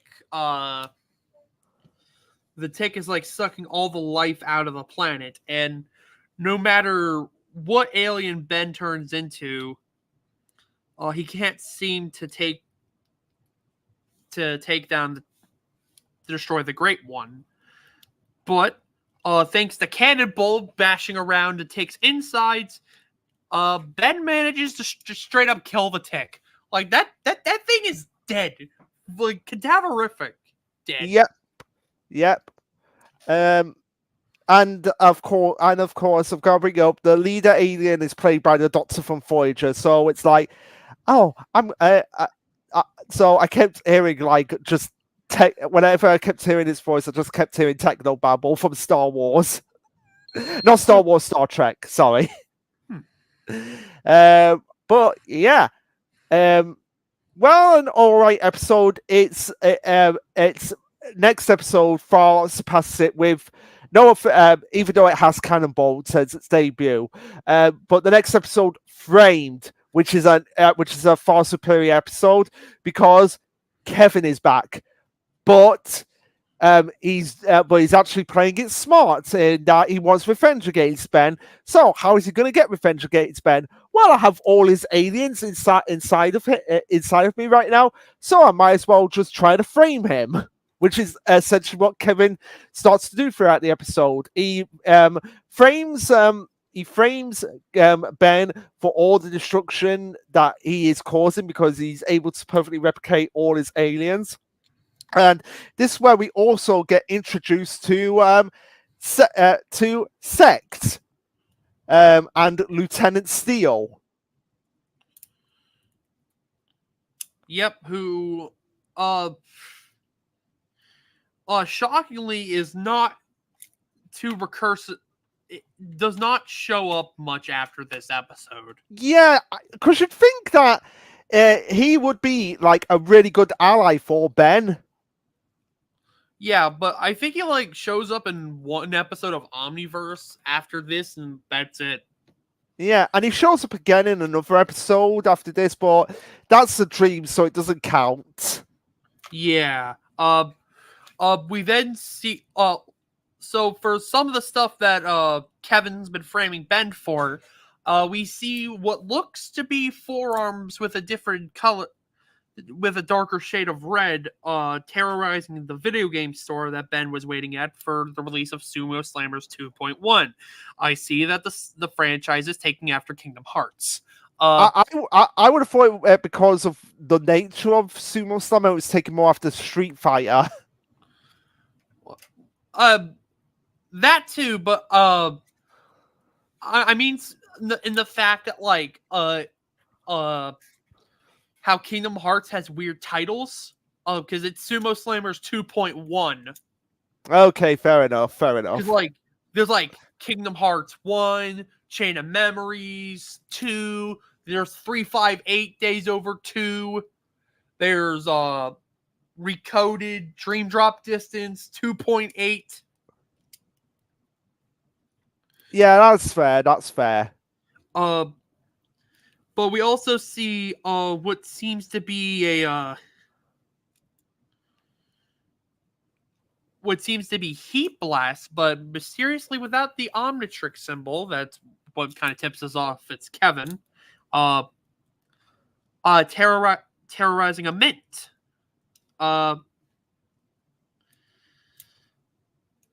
We also see Kevin hijacking a rail car because, of course, this episode takes place in San Francisco. Yeah, which I'm gonna say it right now. Considering Inside Out 2 has come out, thanks a lot, San Francisco. You ruined pizza. But this entire episode culminates in a battle between Kevin and Ben fighting on top of, I think it's the Golden Gate Bridge. Yeah, it's the Golden Gate Bridge that they fly on top of, where it's also revealed that Kevin, rather than being able to turn back to normal, it becomes an amalgamation of most of Ben's aliens, which he calls Kevin 11, or as I like to call him, a better name, Kevin Chimera. Which can we all agree that is a better name than Kevin 11? I think it's a name that is about as good as Kevin 11 because Kevin Chimera, just say it. Kevin Chimera feels amazing, doesn't it? It does, but at the same time, Ben 10, Kevin Yeah, 11. I know. But at the end of this episode, Lieutenant Steele, to his credit, sees what is actually going on and orders his minions to step down and not attack Ben. Yep. And then Kevin 11 is shot off of the Golden Gate Bridge and is sent plummeting into the ocean. We all know he's still alive. Yeah, we all know he's still alive, and Ben and Lieutenant say the goodbye to Lieutenant Steele. But before we get on to the next episode, which is the first What If episode, I've just got one note here: stock car driving experience with Max. No one wants stock car driving experience with Max. Yeah. Yeah, but yeah, this leads us into Gwen 10, which with a title like that, naturally it is pretty much just an alternative comic book universe situation where instead of Ben getting the Omnitrix at the beginning of the series, it's Gwen. But the thing is that Ben knows that he was meant to get the Omnitrix, so he's like trying to tell him like, I know all of this, I know what's going to happen, and Gwen and Max being like, what are you going on about? So it's a nice chance for us to get to see Gwen with the Omnitrix and Max with the Omnitrix, which even though this is a what if or alternative universe, the fact that Max gets to have the Omnitrix for a moment, that's a pretty big foreshadowing moment for the final season. Yeah. We also see that how Gwen is adapting to the Omnitrix. We see that she is picking up on a lot of the inner workings of the Omnitrix and its aliens. She's picking this up a lot faster and is able to make fireworks in the sky with heat blasts, obliterate Ben and Bowling. Yeah, but naturally, regardless of whether she would like to admit, she's still very much Ben's cousin, so she gets a little bit giddy having the Omnitrix at times. Yep. Yeah, but really, that's all that needs to be said about the episode. It's just basically a what if retelling of the first season in a abridged fashion. Yeah, as even though it takes a lot after the first episode, Vilgax shows up immediately. Yeah, and we basically get the retelling of the season finale, and like I said, Max gets the Omnitrix on him. Yep. Yeah. But let's not worry about let's not worry about the what if scenarios for now, and let's get back to canon with the next episode, Grudge Match. Where it's essentially alien space tournament fight, because Ben and Kevin in this episode get transported to an arena where they have to fight in a gladiator style tournament with other aliens. Yep. One notable alien they meet is Technorg, which before Ben and Kevin was the head honcho and champion of the arena. Yeah. And we also have Slick's Fixum, which essentially is the Grandmaster, because this is essentially like Thor Ragnarok, where Thor is made to fight in that Coliseum Arena against Hulk, and Slick Vixen is basically just the Grandmaster in that episode, in this episode, which they missed a golden opportunity here. I know this was made before for Ragnarok, but it would have been pretty cool if Jeff Goldblum voiced Slick's Vixen. It's Slick's Vigma. Figma, but yeah, you get what I mean. Yeah. It's also in this episode where Ben teaches Kevin how to combine his alien's powers, such as using Heat Blast's fire to ignite Stinkfly's goo, or to combine the speed of Accelerate, the durability of Diamond Head, and Forearms of Strength to pack a hell of a punch, and defeat Technorg. Fun fact that I just learned just now, Technorg species has a name. What is it? The Detrovites. Oh, that is probably one of the coolest species names. But yeah, so like what Ty was saying, Kevin and Ben are forced to work together in this episode, and Kevin is it's basically like if Deku wasn't a whiny crybaby, but still being forced to work with Bakugo. And even after all of this, even after working together, and all of this, Kevin still has to be a dick about it. Because he's Kevin. Yeah, because he's Kevin. But one thing that I took away from this episode is the fact that what they serve the aliens in this prison is essentially the tubby custard from Teletubbies, but purple. I mean, fuck, I'd eat it. Pardon? I said, fuck, I'd eat it. Yeah. I was just like, ugh. Oh, that is crazy. But also in this episode, we learn that Ben can pretty much use upgrade to try and take over other life forms as well. Well, Slick's Vigma isn't really alive. He's just a intelligent robot. Yeah, but still, it's not like say Ben trying to take over a computer. It's still trying to take over a semi-sentient creature. Yeah. And it's with this power, Ben and Kevin stage sort of a prison break or an uprising, and allows allows all the combatants to hitch a ride home. Not before Kevin crashes Ben's ride and tries to fight him. Yeah. But of course that backfires on Kevin, and he ends up being sent into the vacuum of space. Into another galaxy, essentially. A galaxy far, far away, if you will. Well, actually, Ben is the one that gets jettisoned in an escape pod, and Technorg just beats the shit out of Kevin. Yeah.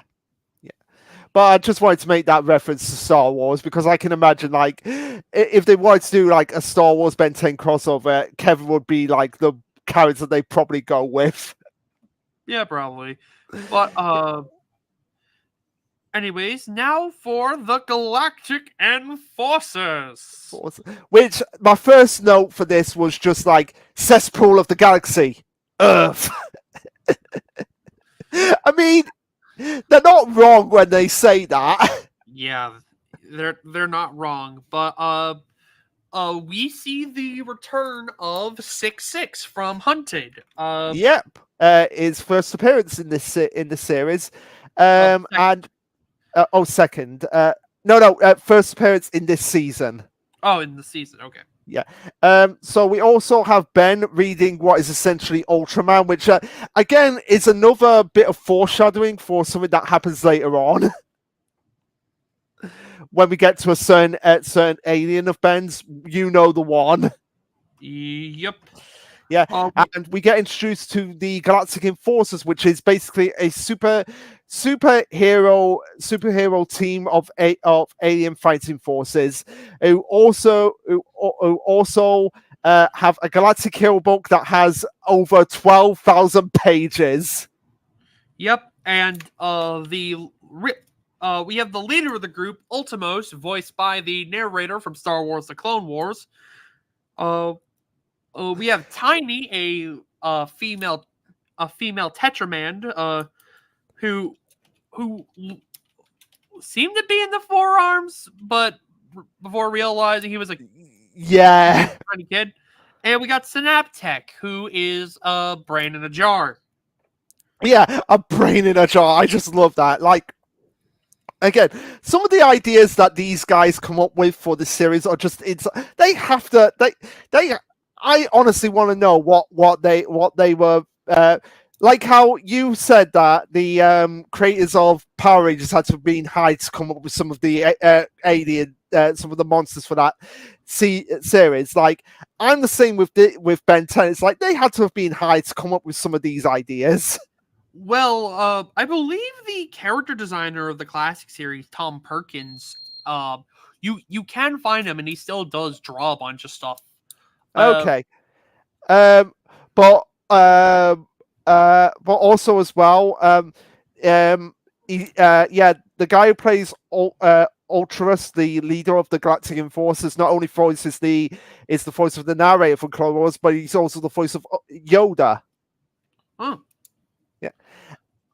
We also get introduced to Volcanus, who is a Dentrovite like Technorg. But he'll be a far more recurring street tier villain. In fact, like, he shows up in like the first couple episodes of Alien Force. Yeah. Fair enough. That is pretty cool. That is pretty cool. But also in this episode, we learned that don't give a Galactic Enforcer chocolate. Why? Because it's their kryptonite. I do like that. Like Ben was trying to be accustomed to them and like, here, it's chocolate. It's very good. And not realizing that it's Ultimus is allergic to chocolate essentially.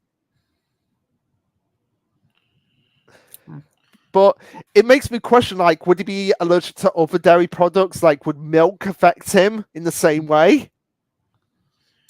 Good question. Not exactly sure on that, but with 66 and Volcanus, they are after a substance called Element X. But to complete their mixture, they need to find the Bicentennium alloy, which is very ironic because this entire episode takes place in my backyard of Pittsburgh. Which would you set a role playing campaign in Pittsburgh? Because does anything happen in Pittsburgh? I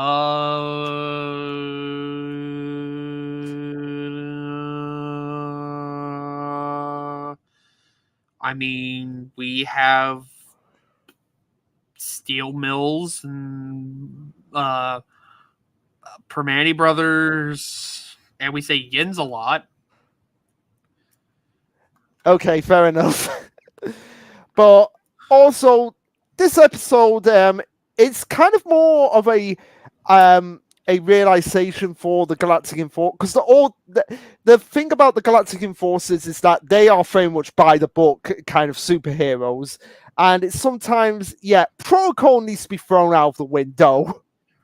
It's good to follow the rules, but sometimes you have to go against the rules in certain situations. Rules are meant to be broken. Yep, as Billy carefully said in Once and Always, rules can be broken for a good reason. But also at the end of this episode, as well, we learn that what are their names? The other two Galactic Enforcers, Synaptech and Tiny. Synaptech and Tiny, they have a thing for each other. So I guess it's kind of like they're kind of going for like a brain and bronze combination kind of thing, which is nice. But go ahead. But don't you worry, folks. It won't be the first time a Tetraman hits on Ben.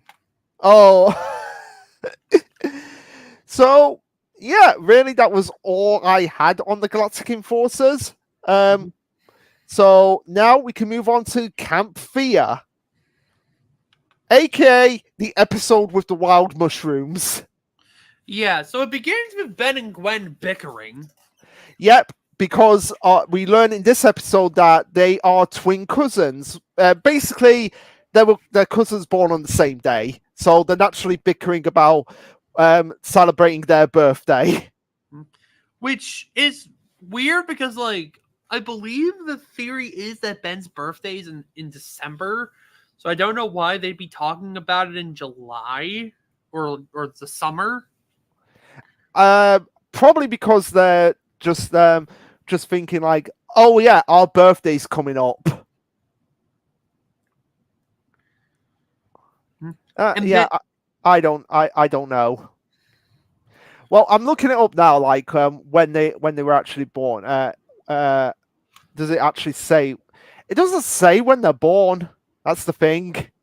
yeah, like we don't know when their birthday is. Yeah, but that's besides the point. They were both born on the same day, so they're arguing about what to do for the birthday. Like, I want to celebrate it this way. No, I want to celebrate. Why do we have to born on the same day? Yeah. We also see Max nearly killing a kid with the rest bucket. Yep. Uh, uh, this boy is known as Gilbert, and he will be very annoying. Yes. So As he, we. Oh, go ahead. I was about to say, he's a camper at Camp Opinacon, uh, which has been overrun by murderous mushrooms. Yep.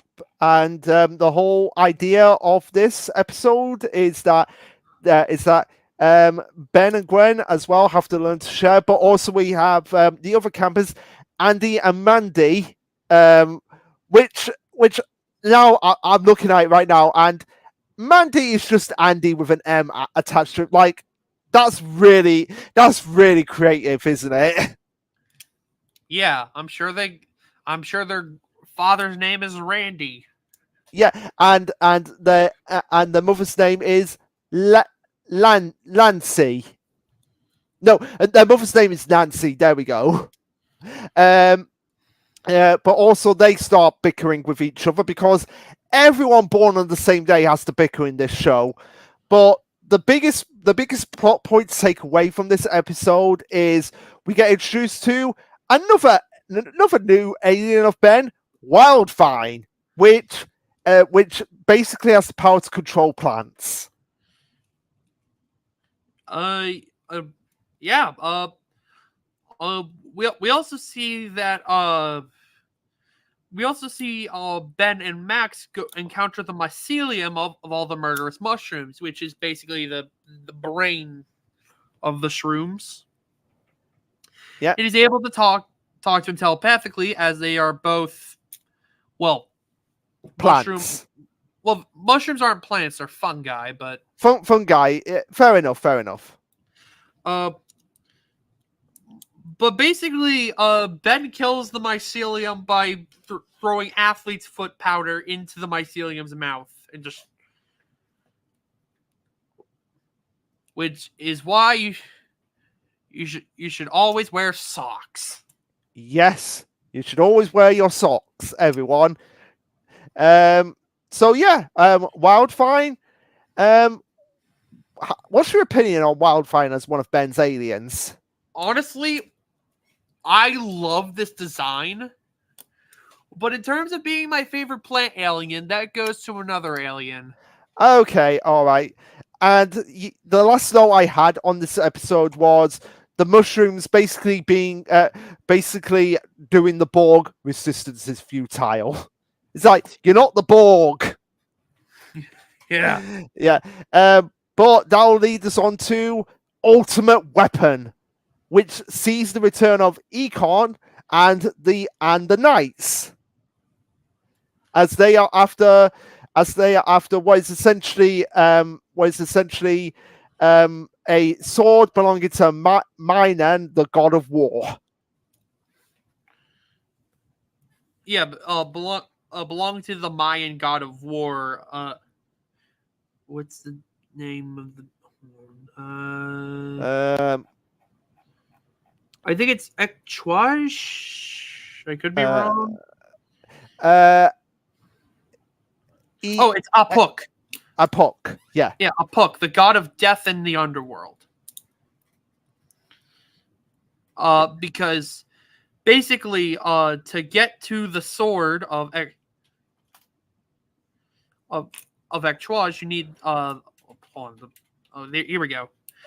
You need the Mask of Apuk to get into the temple. Which Max just knows where this temple is for some reason. Yeah, well, he probably went there once before on one of his plumber missions. But speaking of plumbers, this is, I think, the first episode we see Max in his plumber suit. Yeah. We also see him be like a lot more strict and pushy as he was with Vilgax. Yeah, because isn't the whole idea that he tried to do this before and failed?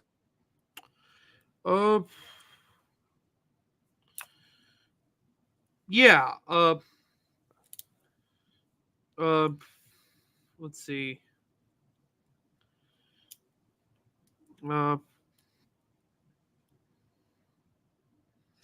Yeah, that is the case. But we get a highway chase scene between Enoch's men and the rust bucket as we see some Forever Knights come in through the roof of the RV. I think even one of them just goes flying out the RV.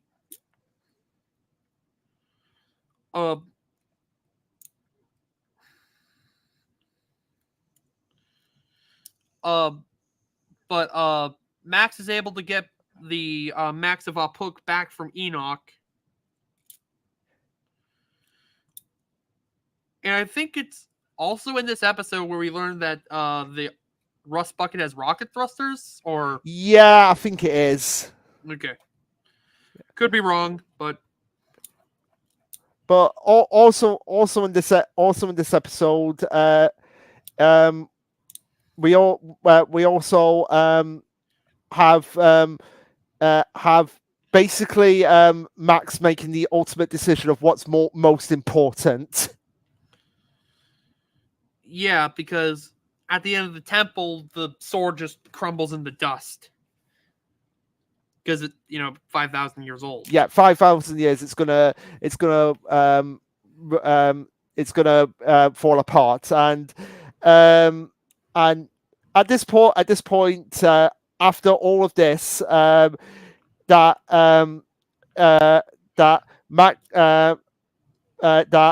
Max, even after all of this, Max is saying to, like, hey, Enoch, you should head out, but Enoch is too greedy for his own good.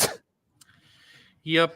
And I think that is the lesson that Max had to learn. It's like he was so obsessed with trying to search for this item that it's kind of like he let it all go to his head, and his greed of trying to find it, essentially. Yep. And in order to get back to civilization, Max has knowledge of how to pilot Enoch's helicopter, so they're able to get out of there. Yep, easy peasy, because Max just knows how to fly a helicopter. How does Max know how to fly a helicopter? Don't ask questions. Yeah, how does Max know how to fly a helicopter? Are you questioning our Lord and Savior Max Tennyson? Nope. Good. Never question Max. So, now we move on to Tough Luck, where we have the return of Lucky Girl. And Hex. But also this is where we get introduced to Hex's niece, Charmcaster, who, like with Kevin with Ben, becomes a rival to Gwen, essentially. Because Gwen at this point is slowly starting to learn more about her magical alien abilities, and and naturally grabs the attention of both Hex and Charmcaster, Mm-hmm. especially when we get introduced to the legendary Keystone. Which it means Gwen is going to get Mega Evolution at some point. I'm really looking forward to seeing Mega Gwen. And again, it's very similar to how Kevin gets introduced into the series, where at first you do not know where they're going with Charmcaster, but then we realize, oh no, she is definitely a villain. Yep, because Charmcaster manages to trick the Tennysons and uh uh uh uh uh trying to put words together. Yeah. Take your time. Take your time. I'll go on to my notes that I had. But yeah, so they've gone to a magician's expo, which is where they first get reacquainted with Hex. And there was one other thing that I saw here when I watched this episode, where old people wanting more from forearms after a bus save. It's like, what more do you want? An ice cream sundae. Oh, go and get one yourself. But we also have them. We also have like a battle that takes place in a hedge maze, and I was like, when I saw that, I was like, oh, don't get me started on the level from Resident Evil 4. Like anybody who's played the Resident Evil 4 hedge maze level knows what I'm talking about. But we also have the hoverboard being brought back, which you'd figure that they would have used more at this point. I guess it just never came up, I guess. Yeah. And we also learn in this episode, we also have in this episode the charms of Basilian getting recreated by Hex. But of course, because now Ben has Wildfire, easily able to be destroyed. Yep. And at the end of it, we learn that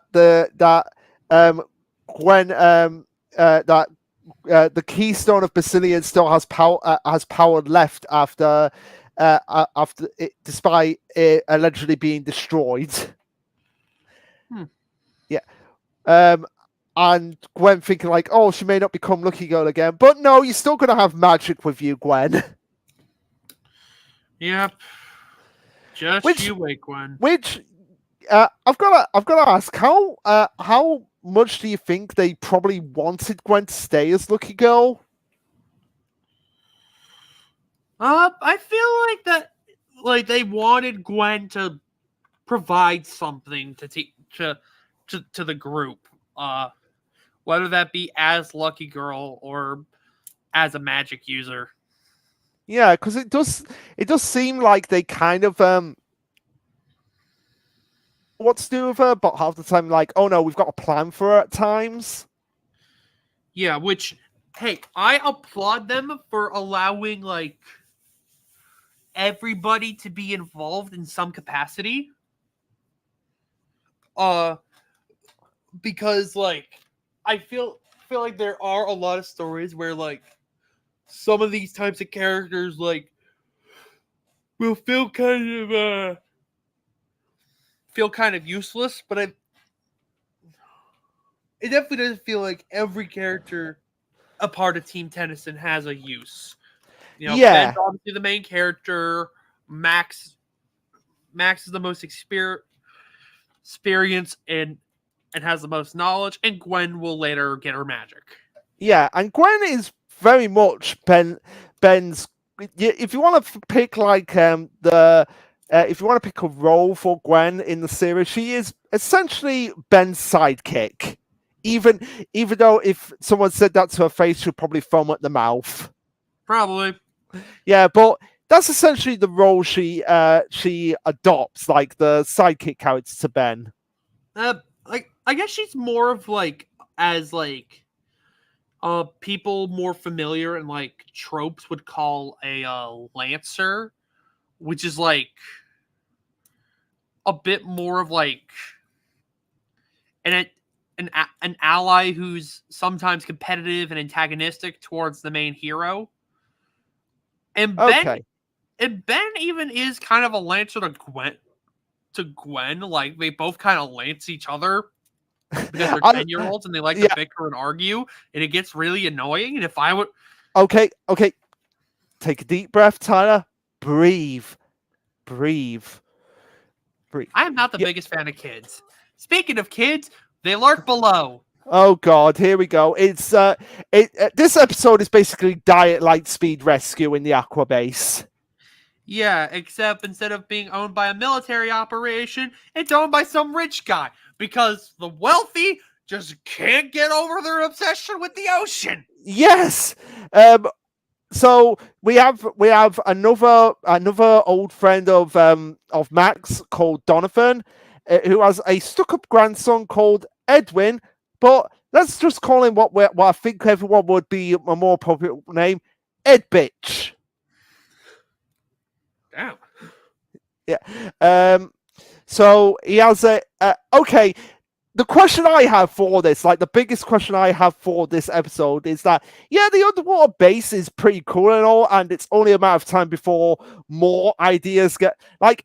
How long is it before we get an underwater hotel? I think that's what this is supposed to be. It's an underwater resort. I think we already have that. Oh my god! Oh my god!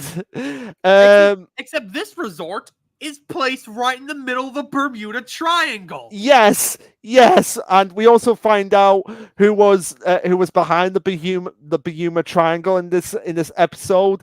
But also as well, not only that, it's built right next to a sea minefield. It's like, Yeah, why? could you not? The only way this would be a worse location if the water was way denser and like thicker, like gelatin, to where you could not swim through it, or Yeah. like there were crazy killer sharks. Yeah. But again, in this episode, someone figures out Ben's secret, and Ben is just like shocked by that. Like, how did you figure it out? It's like, Ben, you're not really keeping it a secret if you really think about it. And Ed Bitch actually makes a good point because he's not. Yeah. And so it's pretty much a standard, one of those standard episodic adventures where at the end of the episode, the threat is defeated by basically everything imploding in on itself. Yep. Basically, Donovan's underwater resort pulling an aqua base at the end of Lightspeed Rescue. Yeah, and so at the end of this episode, even though Donovan is the whole point of this episode is mainly for Donovan to learn, like, hey, spend some time with your grandkid. Yeah, and also maybe not build an underwater resort in the middle of the Bermuda Triangle. Oh, don't worry. He's got a better idea. He's going to be building it. He's going to be building a resort on the moon next, which which I'm going to say it's Donovan's moon party from outer space. But you want to know what's crazy, Tyler? What? Is that we are getting a space hotel, apparently. I'll find it, but it's supposedly being confirmed. Space hotel. Yeah, here it is. Here it is. At least people will learn not to stop fucking with the ocean. There we go.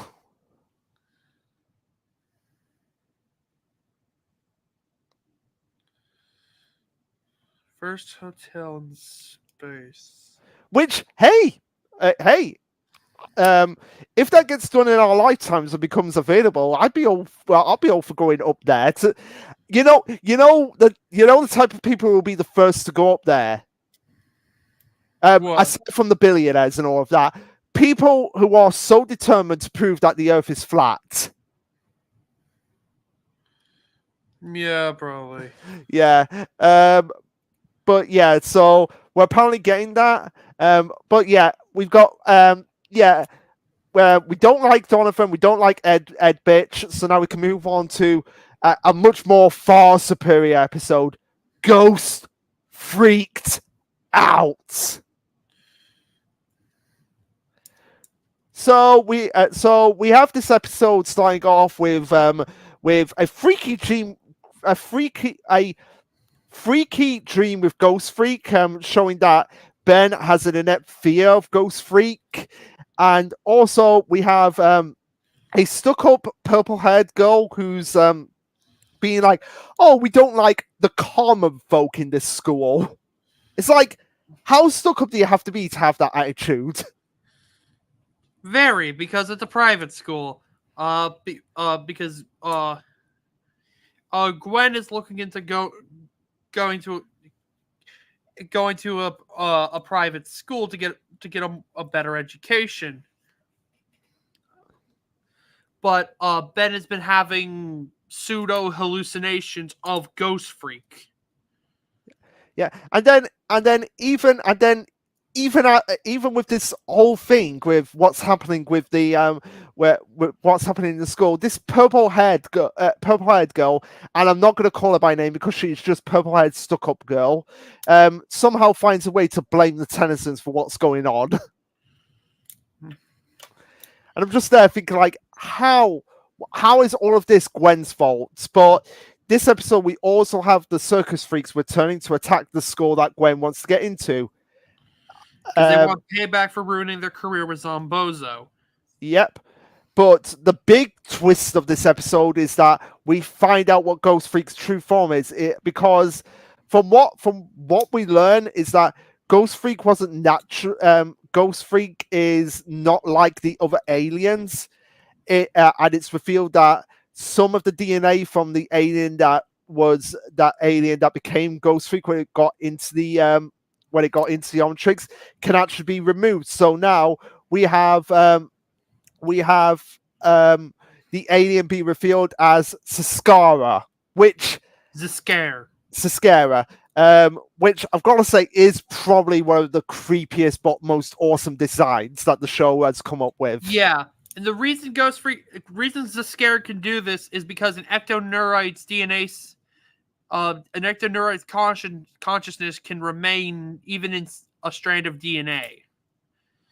Yeah, and so Saskara becomes one of Ben's probably most formidable foes, because we do see him again later on in the series. And again, I said, Steve. This is where I put, like, Steve Bloom needs wartime throat lozenges after Ghost Freak voice. He really does, because of just how. And I do like his voice for Ghost Freak. It's probably I would say it's my favorite voice for the series. I would concur with that too, even though his voice for Vilgax and Heat Blast are also really good. Oh, they are good. They are good. So we also have in this episode I'm gonna call him Ghost Freak for just this episode. So we have him taking over Gwen's body to briefly fight against Ben, and basically doing what Seto Kaiba did, but with Gwen's body, by basically threatening to commit suicide with Gwen's body. Because the whole idea behind Ghost Freak is that Ghost Freak is essentially, since I'm making the Yugo comparison, it's essentially Yami Bakura, in the sense that he wants to take over Ben's body and be the one who's more the dominant one of the body and the Omnitrix. Yep. We also get a sun gun in this episode from Max, which is basically a gun that can fire solar rays. Yeah, and since Ghost Freak is a ghost, they figure, like, oh, his weakness must be sunlight, and it turns out that it is. So they use the sunlight in this episode to destroy Ghost Freak. So no more Ghost Freak in the Omnitrix. And I think it's after this episode where, after this season where instead of it being Ghost Freak in the intro, it's Cannonbolt. It's once we get from season 2 to 3. Yeah. So, but moving on to, I believe the next episode is Dr. Animo and the Mutant Ray. yes, it is. So we have the return of everyone's favorite crazy scientist, Dr. Animo. Yep, and this time, he has a mutant ray. It's a ray that can turn your average animal into mutants. Yep. Such as with his mutant frog. It's also in this episode which birthed onto the Ben 10 community the concept of alien fusions, as we see Ben accidentally pop off the faceplate of the Omnitrix. And that causes like the transformations to become unstable. So now he has fused transformations, such as Stink Arms, a combination between Stinkfly and Forearms, to where he's weaker than Forearms, but is too heavy to fly. Which has got to be the worst. Pop. Which has got to be the worst combination out of all of them. We also got Gray Matter mixed with Diamond Head, which means he's smaller than Diamond Head, but weighs more than Gray Matter. And it's also in this episode as well where Animo takes the piece of the Omnitrix that was broken off and is starting to use it to mutate creatures himself to give us a more fusion confusion. Yep, such as infusing a bat with Heat Blast's DNA, or infusing Grandpa Max with Stinkfly's DNA to turn into like a maggoty version of Stinkfly. Which I've got to say, it's very depressing to see Max in that state. Yeah, and then we then get the introduction of Heat Jaws, of fusion of Heat Blast and Rip Jaws. Yeah, and naturally, because of that, the fire in Heat Blast doesn't work, because obviously fire doesn't work with water. Which, to be fair, sometimes fire can work with water. You just gotta be doing it in the right way. Yeah. I mean, he can shoot fire. It's just the fire doesn't work when Ripjaws needs water. Yeah, fair enough. Yeah. So how do they get out of this situation with Animo and get the bit of the Omnitrix back?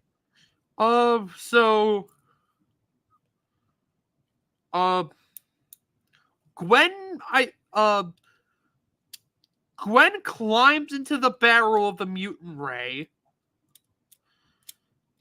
and for some reason the ray doesn't activate, and and Gwen comes in, showing that she actually just took out the faceplate. Yep. So, go ahead. And then as for changing back Max, she just turned the Omnitrix face around backwards.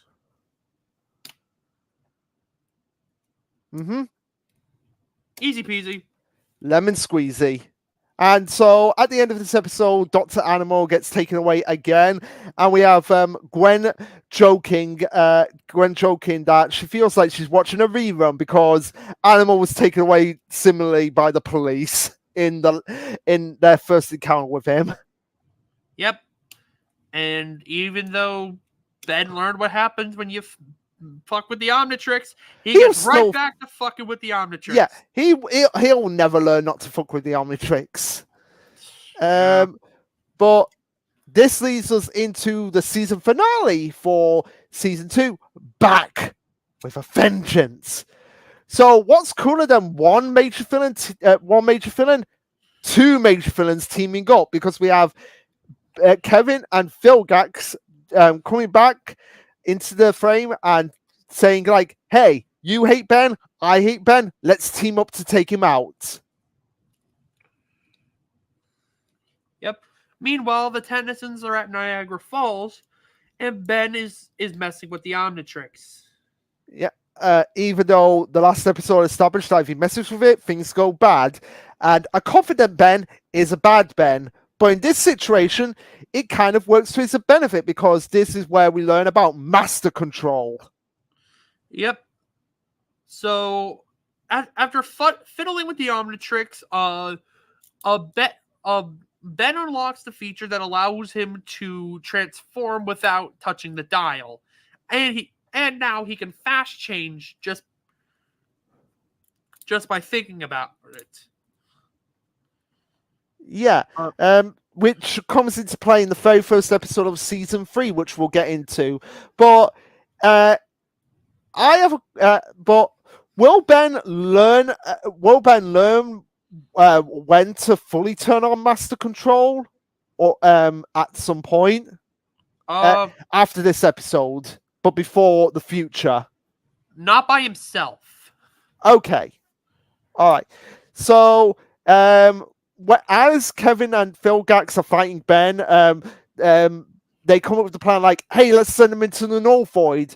But this plan backfires, and Ben ends up going in with them. So it's up to Gwen to essentially become a plumber at this point, because she puts on the plumber suit and everything to go in to try and get Ben. So Gwen is basically on a time limit here, where she's like, "Okay, you gotta get in, get Ben, and get out." Yep. And it's the first time we actually get a proper look at the Null Void, which is essentially an alternative dimensional prison. Yeah. It's also here where they actually remove the Omnitrix from Ben's arm. Yes, and that was one of the notes that I put down, because it looks like his skin gets ripped off. Well, the thing is with the Omnitrix is that it binds itself to one's DNA. Right. So that way it becomes like a proper part of him. And normally, because of that, you can't take it off. Okay. But we later see it comes off easier and easier, but whatever. We also see that Ben actually zeroed out the master control. But Vilgax is like, I'll crack the code eventually. And then Kevin just runs off with the Omnitrix, betraying Vilgax, because, let's be honest, Vilgax would have done it first. Yes, Vilgax would have done it first. Before, if Kevin had come up with it. So now it's basically playing hot potato with the Omnitrix before Gwen is able to get back with Ben, and Ben is able to reestablish himself with the Omnitrix, and they are able to get out of the Null Void, leaving Vilgax and Kevin trapped in there. And we'll never see. No, we are going to see them again, of course. Particularly Vilgax. Yeah. Because isn't this Vilgax's last appearance in person for the classic series? Because I mean, we have the What If episode with him in season 4. There is Secret of the Omnitrix. Okay, all right. Fair enough. But like in terms of like the weekly episodes, because Secrets of the Omnitrix is, well, it's technically a movie, but it on the wiki it's carried as like episodes 1 to 3 of season 4. Yeah. So, but essentially Kevin gets out before Vilgax. Well, Vilgax gets out before Kevin. Oh, okay. Fair enough. Because, Secret of the Omnitrix. Oh, yeah. Fair enough. But yeah, that was season 2, a much more chaotic season than season 1. I think all the better for it, because now, like, that they found their ground, they can continue to expand upon what they learned from season 1 and make it even better. Which, starting with... Oh, go ahead. Uh, uh, and speaking of covering more ground, we continue that with the first episode of season 3, Ben 10,000. Which... 10,000 aliens? That's just more like 1,912,000, but we're not there yet. How many aliens does this guy have? Well, the full Omnitrix playlist contains about 1,912,000 samples, but... Oh, so many aliens, so many aliens. So yeah, this episode is a flash forward.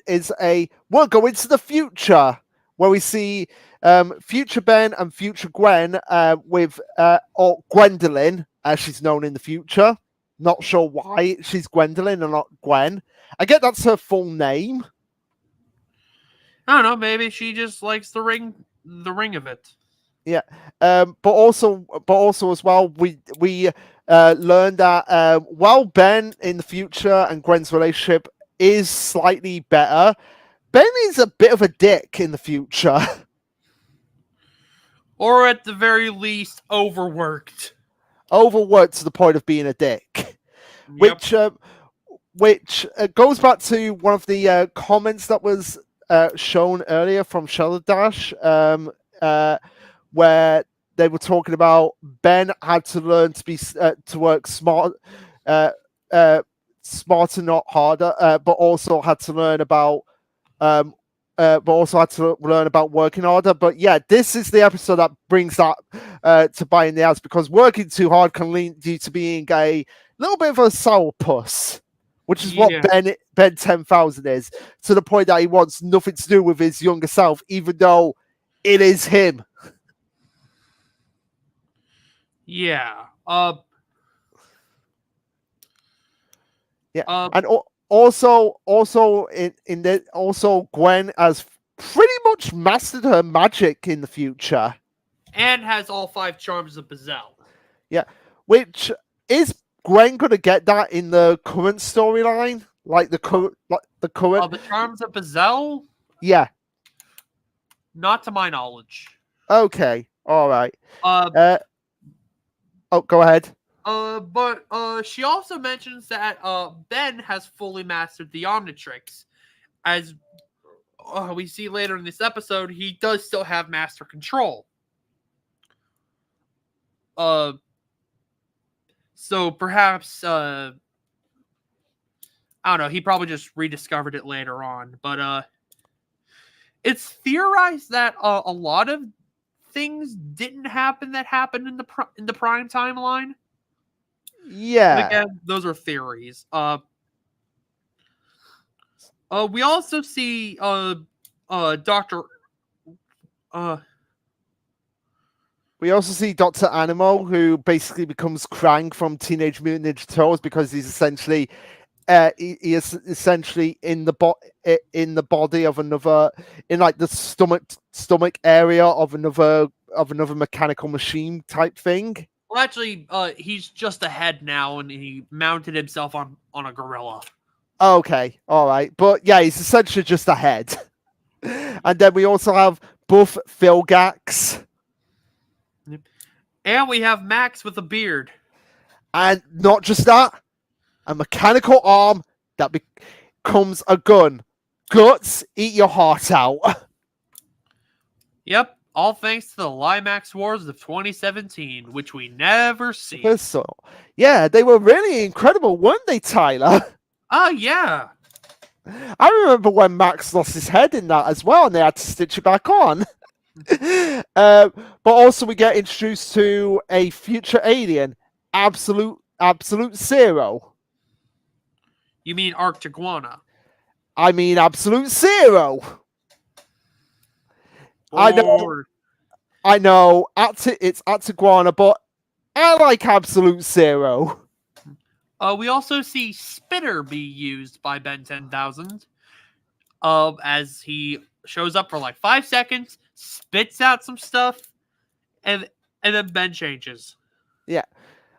Which again, which I'm like, Ben can future Ben 10,000, can you stay in an alien form for more than 5 seconds before changing it up? I mean, if he has the ability to quick change, use it. Yeah, fair enough, fair enough. So by the end of this episode, future Ben learns the importance of like, yeah, maybe I should take a break every now and then. Yup, and he celebrates he celebrates Grandpa Max's 80th birthday, while present Ben and Gwen go back to celebrate Max's 60th 60th birthday, where they get a cake for him. Yep. Yeah, and that'll lead us nicely into episode 2, Midnight Madness, aka the episode where Gwen takes advantage of Ben being hypnotized. Yep. So, in this episode, we meet a new villain named Sublimino, voiced by Richard Horvitz. Yeah, who is a hypnotist. Yep, and he hypnotizes people to help him steal some stuff so that he can build a giant contraption to hypnotize the world or some shit. Yeah, and how is he going to hypnotize people? By making me believe that Total Drama All Stars was the greatest series ever. No. We see that Sublimino's first command to Ben under hypnosis is that he's an alien, so he almost activates the Omnitrix, but then Gwen tackles him and forces the hypnotized gray matter to feed her grapes. Yes, which given how douchey Ben has been to Gwen at times, she deserves this little bit of fun. Yeah. And then the next day we see one of Diamond Head's shards at the mall, and it turns out there was a robbery. Somebody stole the motor to the pirate ship. Who could it have been? It was Ben, because Ben has been watching too much One Piece. Yeah. But as soon as the clock strikes 12, Ben's back up, transforms into Upgrade, and is on another heist because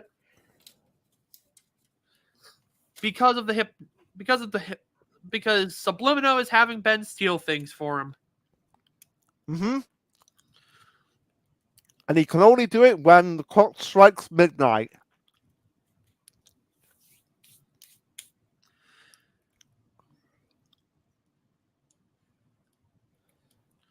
Let's see. But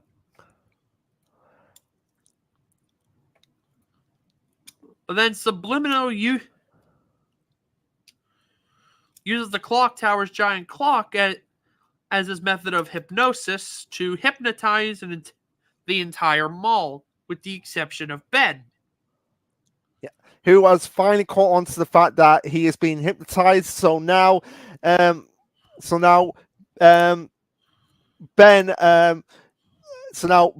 has to be the one to save the day, which he ends up doing by using Wildvine. Yeah, Wildvine really gets a lot of action in the classic series. Is that to say that he doesn't in the future series? I will not confirm nor deny that. No, but essentially, after all of this, Ben has run on so much adrenaline, defeating Subliminal, he finally collapses and falls asleep because of his lack of sleep. Yep. Yeah. And at the end of this episode, Ben took a watch from Subliminal as a trophy, and then tries to use it on Gwen to fetch him some ice cream, and he thinks it works, but then he realizes, oh no, I'm not good at this. Yep, because Gwen dumps the ice cream on his head. Yep. And speaking of Gwen, this will lead us into our next episode, Change of Face, where we have Charmcaster being returning, but before that we have Ben, Gwen, and Max changing into outfits. So we have Max as a judge, Gwen as a witch, and I don't know what Ben is supposed to be. He's supposed to be like a pilgrim because they're in Salem, Massachusetts, like the Salem witch trials. Oh, right. Which is kind of a weird time to idolize, considering they falsely accused a lot of women of being witches and hung them to death. Yeah, and it's funny that that Gwen is the one dressed as a witch, considering she's the one that has the magic. But essentially, in this episode, it becomes Freaky Friday when after a spell goes horribly wrong, Gwen and Charmcaster end up switching bodies. Which you'd figure that they should figure out right away that Gwen is not Gwen. Especially Max. Max should have figured it out like right away. Like, wait, you're not my granddaughter. But I digress. So, Gwen in Charmcaster's body gets sent to prison. But this is where Gwen is like, oh, wait, I'm in Charmcaster's body. I have access to all this magic. Maybe I can use it to my advantage, which she ends up doing because Charmcaster in her pouch has eggs that explode. She's got eggs for everything. I mean, how do you think she gets those little rock dudes? Yeah, fair enough. And after getting herself acquainted with some of the prisoners, she makes a prison escape with a couple of them, but then she realizes like, oh wait, when you two get out, you're not gonna change your ways, and they're like, nah. So she's like, okay, I'm keeping you two behind while I bail myself, because she's probably thinking like, yeah, by the time it's all over, I'm gonna have my body back, and Charmcaster's gonna have to deal with these guys. So once she's able to get back with Gwen and with Ben and Max, they're like, oh wait, this is definitely Gwen in my body, because Gwen in Charmcaster's body basically talks like Gwen, and that's where Ben's able to figure out like, oh yeah, you're Gwen. Though before that, Charmcaster in Gwen's body is trying to gather up some ingredients. Namely, she's trying to find some sea urchin eggs. Which I didn't even know sea urchins laid eggs. Do they? I don't know. Do sea urchins lay eggs?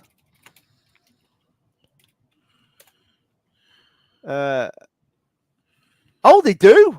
Oh, shit. Yeah, female urchins may produce 100,000 to 2 million eggs. God damn. Yeah, that is a lot of that's a lot of eggs. Yeah, can make an omelet. Could make like one hell of an omelet out of those eggs. Yeah. But go ahead.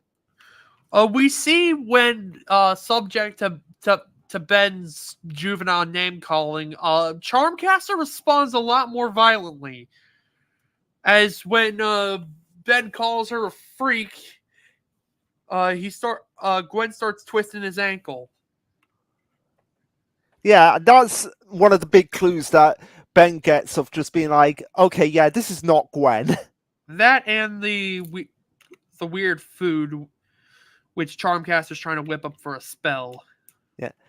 So eventually they find it out, and even though they try to get the spell to get them back in their bodies, it ends up backfiring again. And now Gwen and Ben are in each other's bodies, which as you naturally would assume, they start bickering about each other being in each other's body. Yep, and for some reason, even though this didn't, so when Charmcaster and Gwen switch bodies, their voices didn't change. But when Ben and Gwen switch bodies, their voices do change. I guess it was probably because, like, okay, my theory would be that because Ben and Gwen have the same, basically have the same blood as each other, that might have been a factor in it. What's the in? I mean, I don't really buy that for an in-universe answer, but like, there's like an out of universe question. What's with the inconsistency? Like, couldn't get Gwen to sound like Ben and vice versa? No, probably not. But anyway, at this point, when whilst Gwen in Ben's body is getting accustomed to the it does feel like with this and the what if Gwen 10 episode, that they probably wanted Gwen to get her own Omnitrix at some point. They did plan for Gwen to get her own spin-off show, but plans of that fell through. Huh. Yeah, but it does feel, you get the impression that they did want Gwen to at least have the Omnitrix at some point. I mean, hell, Kevin was supposed to have his own Omnitrix at one point. Oh. Well, anyway, besides that, point is that they are able to complement, even though they bicker, they're able to complement each other when they're in each other's bodies. So that's nice. And at the end of the episode, Gwen is like, yoink, I'm taking a spellbook, Charmcaster. Once Charmcaster goes to jail and has to deal with the inmates that Gwen basically said, fuck you two. Yeah. So now we can move on to Merry Christmas. And I can actually do the joke because we are in July now. Christmas episode in July? Crazy. It is crazy.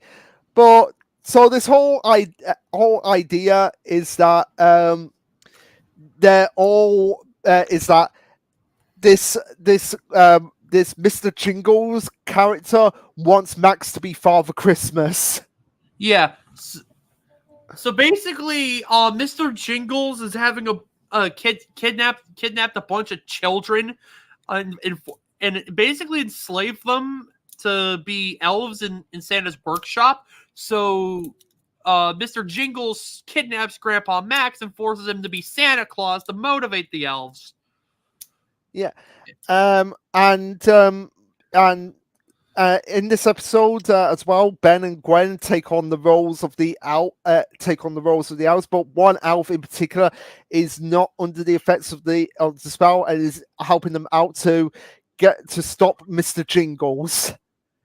But in this episode as well, we see Accelerate on ice.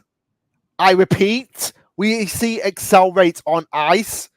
That is the coolest thing. That is the coolest thing ever. Pun intended.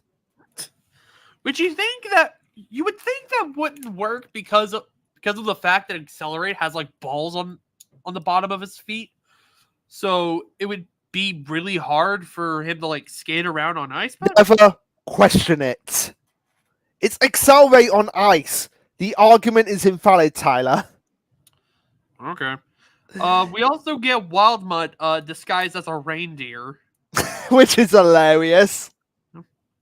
Because Gwen just writes off like, "Oh, he's from Europe," which yeah, I'm sure reindeers look like giant rabid dogs with no eyes over there, Luke. Yeah, they really do. Yeah. But also as well, this episode if you are a cosplayer of Legolas or Spock or just about anyone with pointy ears, don't watch this episode because they say pointy ears will never be in fashion. Gwen, how wrong you are, friend. How wrong you are. Yeah, so anybody who likes to cosplay as Legolas or Spock, yeah, don't watch this episode. You will want to throw Gwen into a Star Trek cosplay. We also see Ben using Stinkfly to deliver presents around the world in about 10 minutes. Yes. Like, how fast is Stinkfly flying?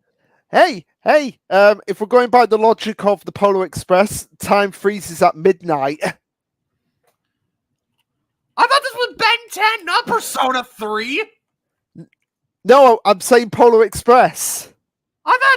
Wait, are you talking about the Polar Express or Persona 3? No, I said the Polar Express I know, because... I was making a joke. Oh, right. Okay, because in Persona 3, there's supposedly a hidden 25th hour between midnight and 1 called the Dark Hour. That's where most of the game takes place. Oh, right. But it's crazy if you really think about that the Dark Hour might actually come into reality because the rotation of the Earth is slowing down, so we might get extra hours in the far future. Oh shit.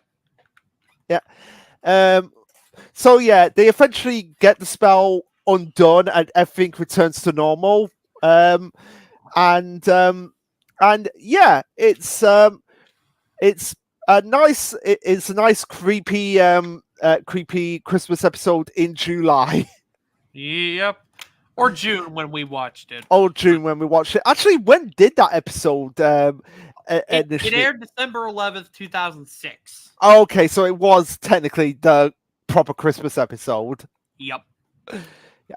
But anyway, moving on to Ben Wolf, where we have yet another grandchild whose grandfather is affiliated with Max. Yep. We head down to Arizona where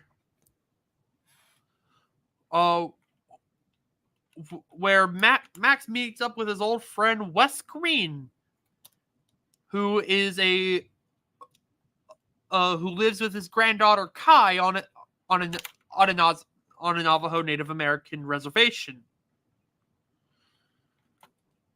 And it's the first time that Ben really starts to develop feelings for someone. Which Gwen immediately figures out right away and starts teasing about him. But is ultimately pretty supportive of him, all things considered. Yeah, all things considered, Gwen is very supportive of him and tries to help him in her own Gwen way. Yep. And then a lightning bolt hits the ground next to Ben, and then a weird werewolf guy shows up. But then he runs off, and then a flash flood comes in.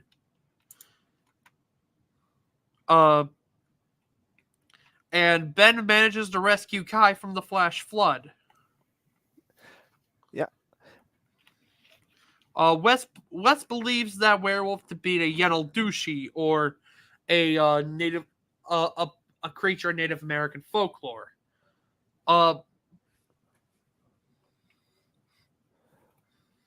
Which I want to check something quickly. But yeah. So in this episode as well, we also learned a pretty big thing about the Omnitrix as well, in terms of like how to unlock aliens. Yep. Not only can you input codes to unlock aliens, you could also it also has a new setting called capture mode, in which an alien touches the Omnitrix, and the Omnitrix registers its DNA, allowing Ben to transform into that alien. And the werewolf guy actually clawed at the Omnitrix enabling a new transformation of the Leboan species for Ben, Ben Wolf, or as it will be known later, Blitzwolfer. Which I gotta say, Blitzwolfer, well, both names are kind of lame. Yeah, they are. Especially since Blitzwolfer is just a pun on Wolf Blitzer. Like, come on, Howlitzer is right over there. Yeah. I'm just quickly looking up something here. I think it's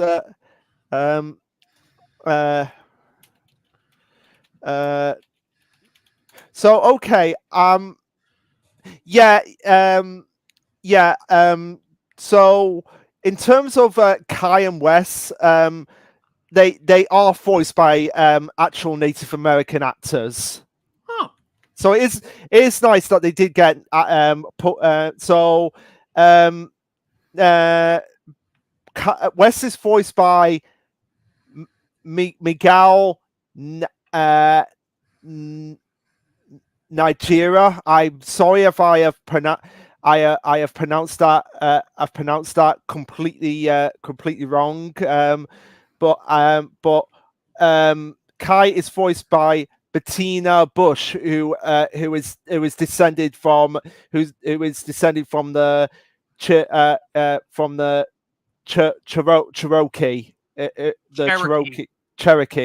Cherokee. But point is that they're both Native American, so it's nice that they actually got actual Native American voice actors for this. Yep. And before it was revealed that the werewolf was an alien werewolf, Ben suggests trying to use a silver bullet on the werewolf. But Wes like, nah, that only happens in movies. I love that. Like Ben was thinking of like the stereotypical way of getting rid of a werewolf, and Wes was just like, no, that's just in movies.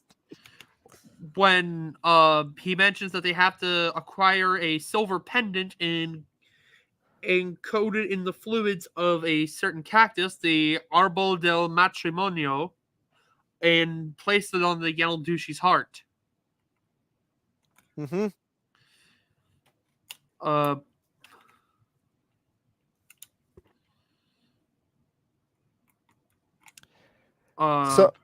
So I believe in order to do that, they have to go into an active volcano. Hold on, let me double check that.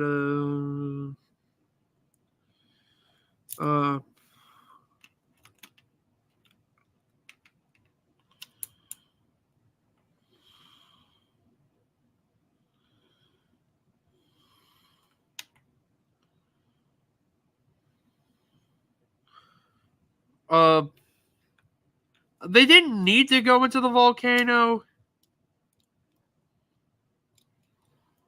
So the whole thing that happened, I guess, the whole part about them going into the volcano was purely because of the werewolf. Yeah, fair enough. And because the werewolf somehow reawakened the volcano. Yeah, how does that work? I don't know. No. But go ahead.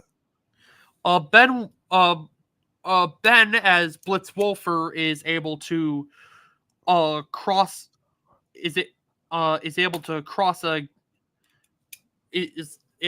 a broken path by using Blitzwolfer's sonic howl to sort of act as extra leverage in a sense. Yep. And Ben very nearly dies in this episode. Yeah, as he's fighting the werewolf and ends up getting trapped in the volcano, where he's only able to get out because of using Cannonbolt's ability to dig underground. And at the end of this episode, we learned that Kai is a bitch. Because the only reason she was interested in Ben was so that he could be Ben Wolf and tame him. Yeah. Yeah. But but I am glad that Gwen actually stuck up for Ben at the end of just being like, "Hey, what the hell?" Yeah, that was kind of fucked up. Yeah. So at the end of the episode, we find out that deep inside the cave that they were in, there's a strange machine that starts to suddenly activate, which does come into play in the season finale. Mhm. Yeah. So moving on to Game Over, where all the references to Sumo Slammer finally come into play, where we get the standard Isekai episode because we have Ben and Gwen getting sucked into the game. Yep, because upgrade was messing with the game and they got zapped by lightning. Yeah, and I do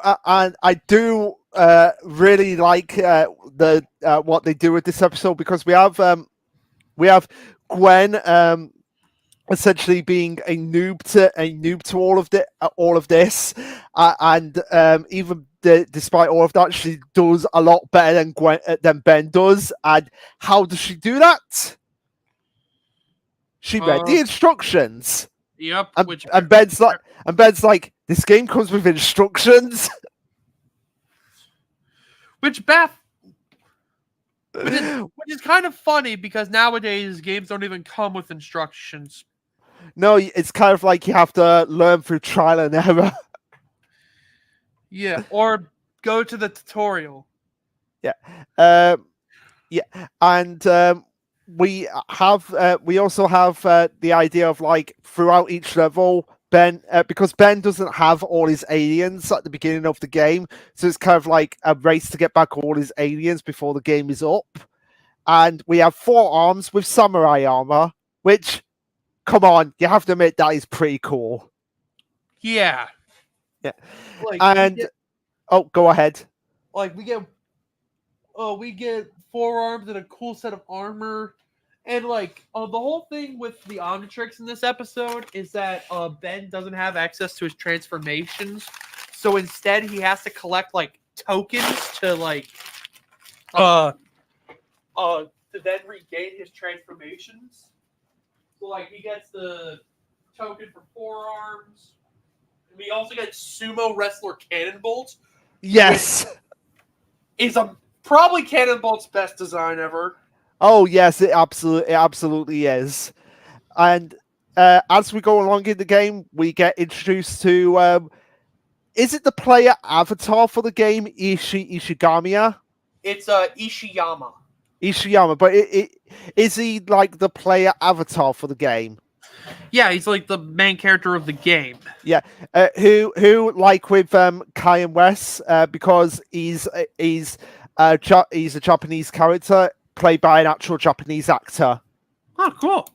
Yeah. Let me find out what is who voiced him. So where is it? Where? There we go. He is voiced by Keon Young. Huh. Yeah. Oh.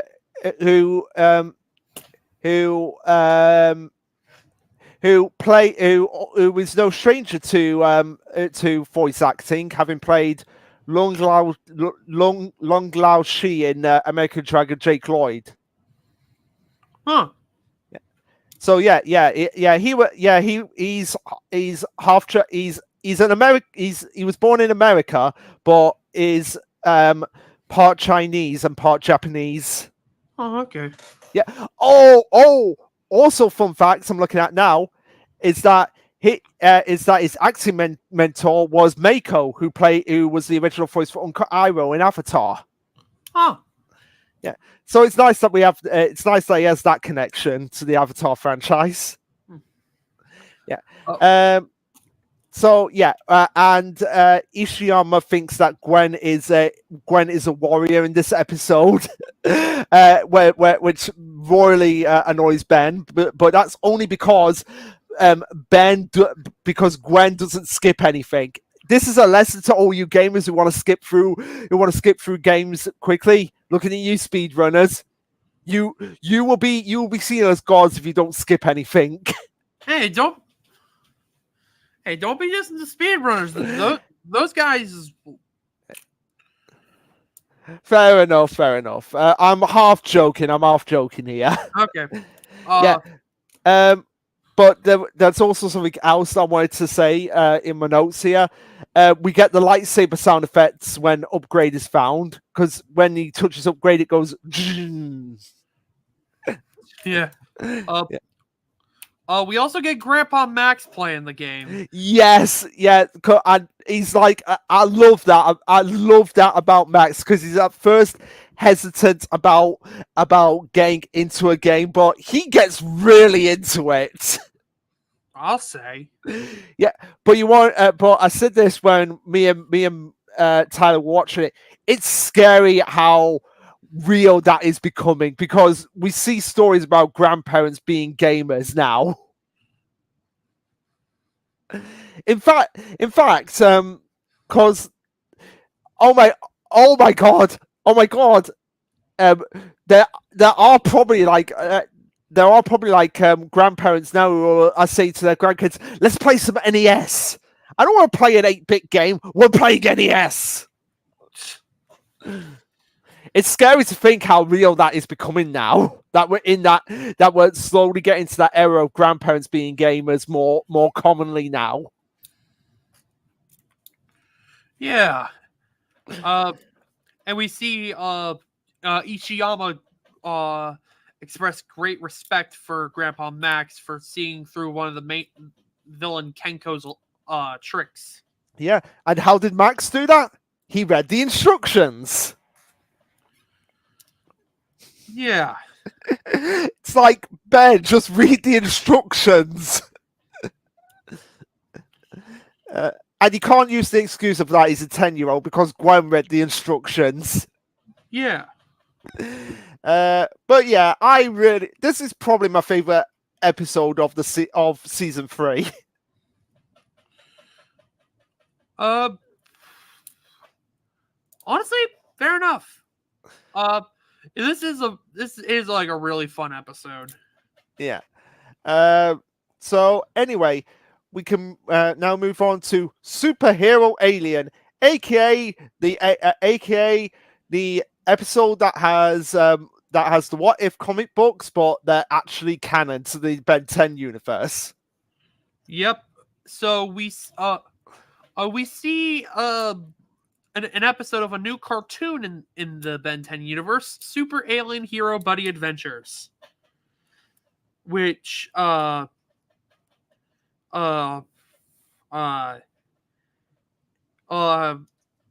is taking a lot of, I am putting air quotes in, inspiration from Ben's transformations.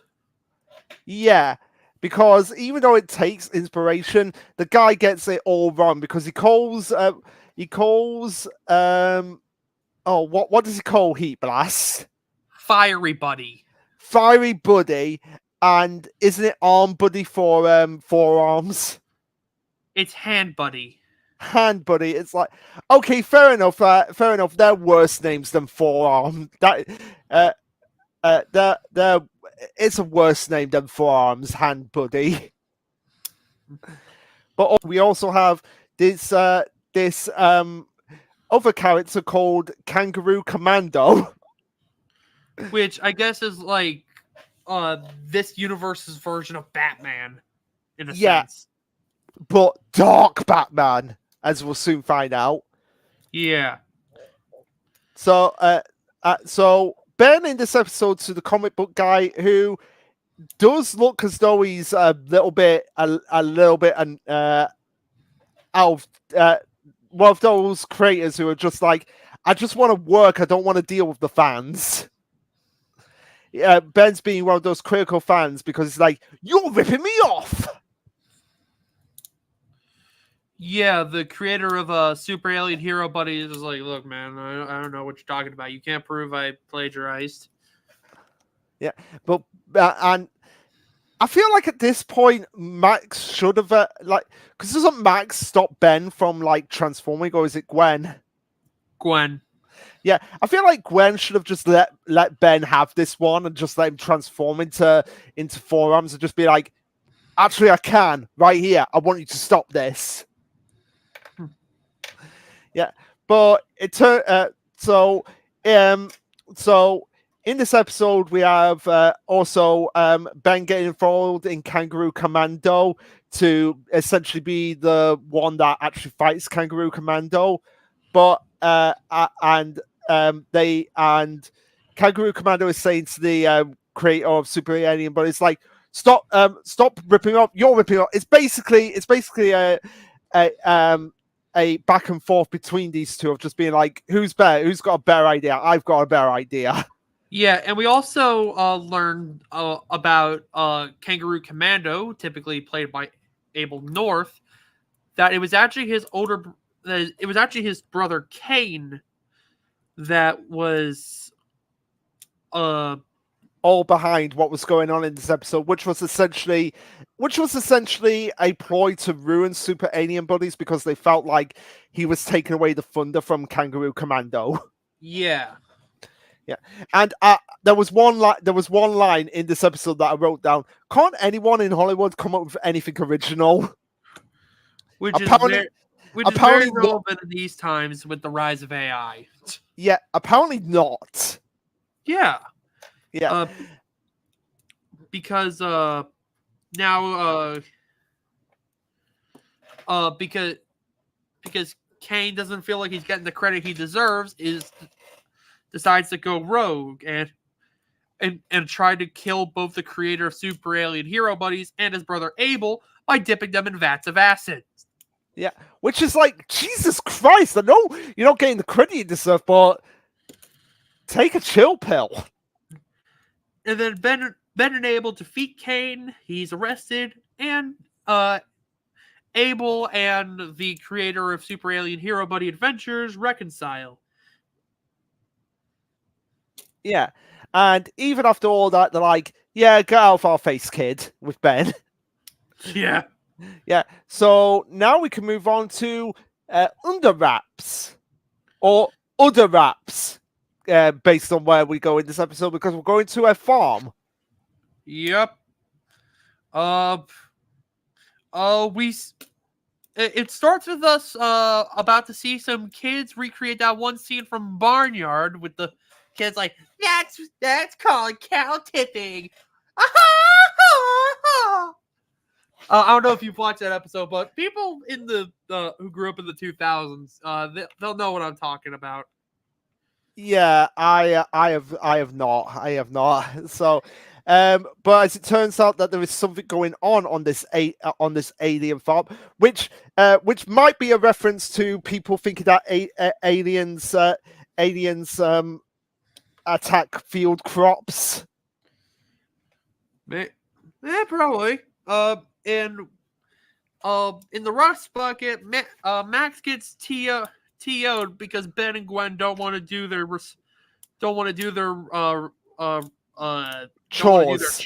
chores. So he's like, okay, if you want to be lazy, I'm gonna punish you. And how are you gonna punish us? Working a week on a farm. Yep. And Max doesn't want Ben using the Omnitrix. Yep. But of course, this being Ben, and even Gwen is like, yeah, this sucks. They're both like, you know what? Let's just speed this work up so that we can get out of here. Yep. But go ahead. We then see Ben and Gwen going out at night to search for the mummy, and they find some weird purple mutant cows. It was okay. They were taking them to McDonald's anyway. Yeah. So and I do believe they flash back to the or at least they mention the werewolf in this episode.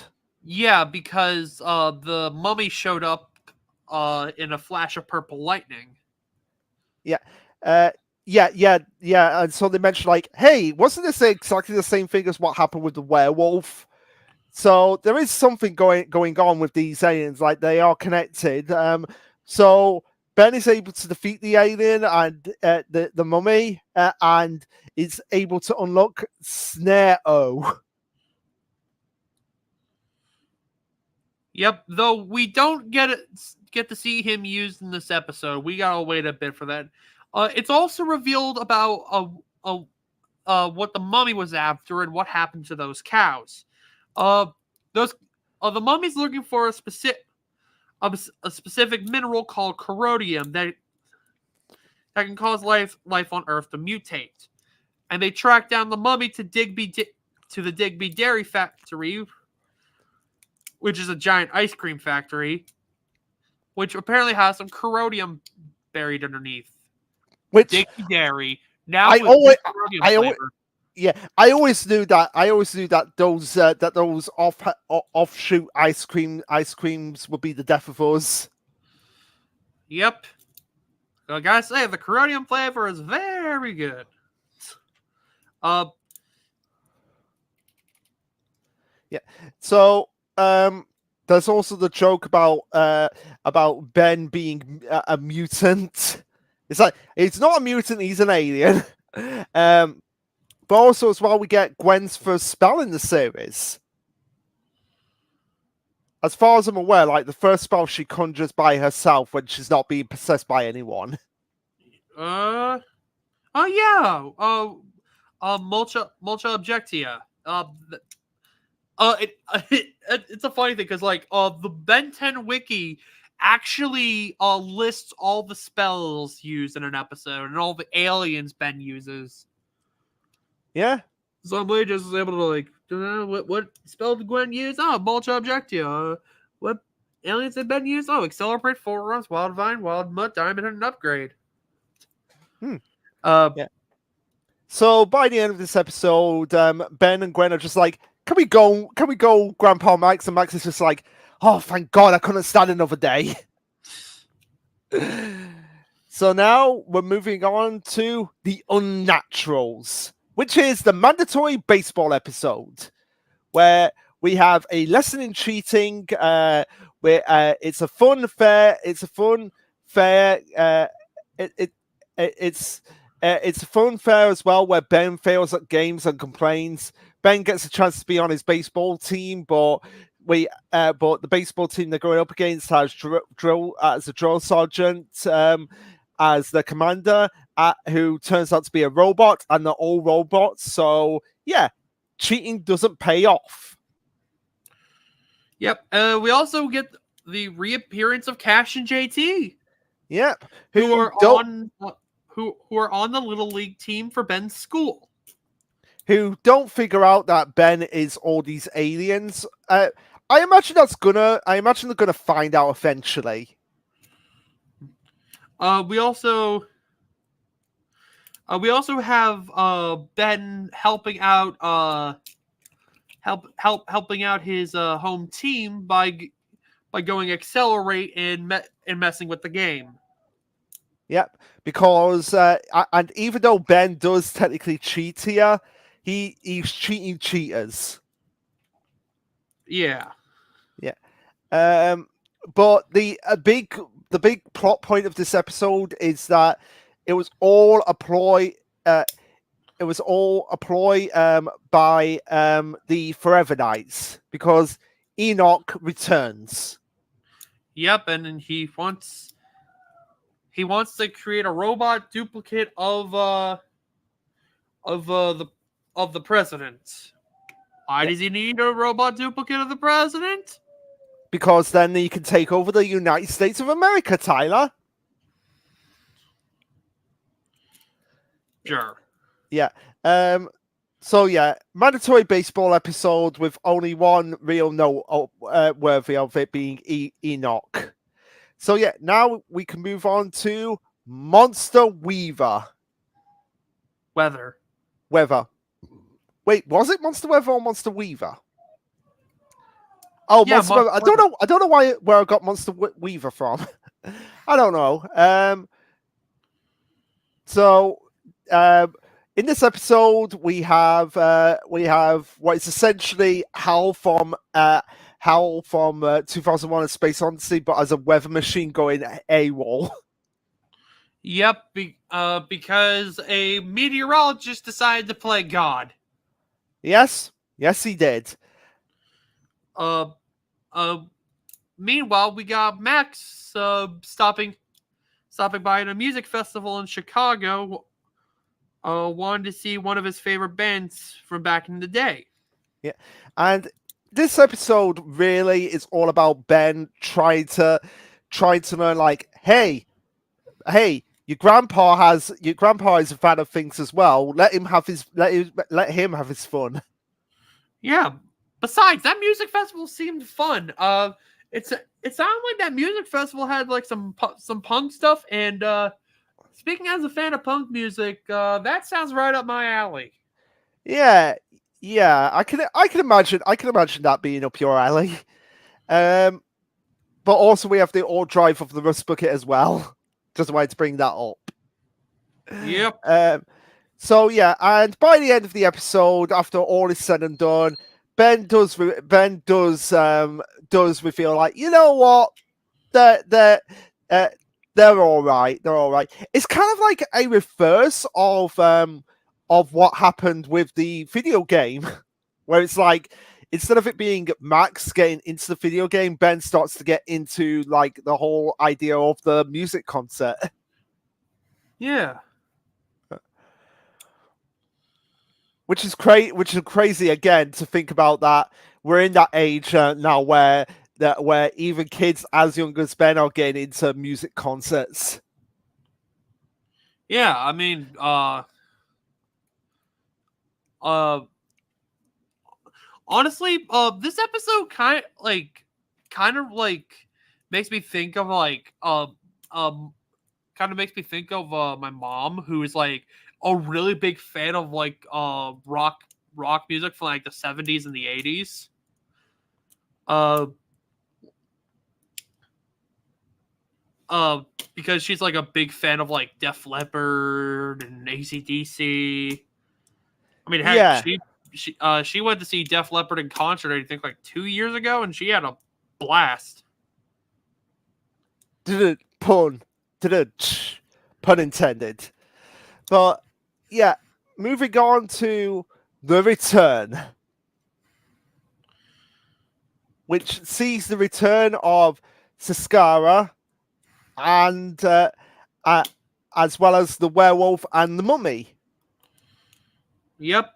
We also get to meet a new character, Dr. Victor, who is trying to orchestrate the revival of the scare at uh and it turns out he is also another Halloween City alien. Yeah, who has an amalgamation of he's basically Frankenstein. That is what they're going for here, right down to him basically being named Victor. Well, actually, he's part of a species known as the Transillians. Fair enough, fair enough. But come on, it's decided that is very clearly Frankenstein. They knew what they were doing. Yeah, that is very much Frankenstein's monster.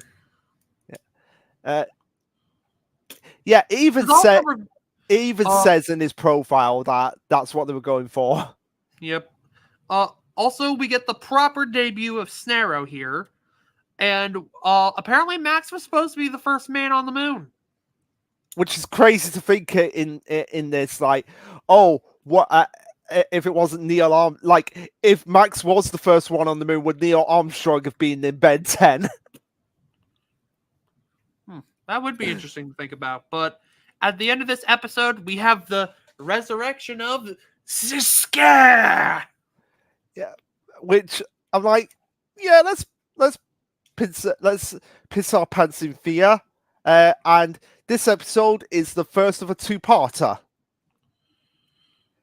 because we also have Be Afraid of the Dark, which is intended to be, according to according to the wiki, is intended to be the season finale. But personally, I think the episode that we end season 3 on is much more satisfying episode to end on. Fair enough.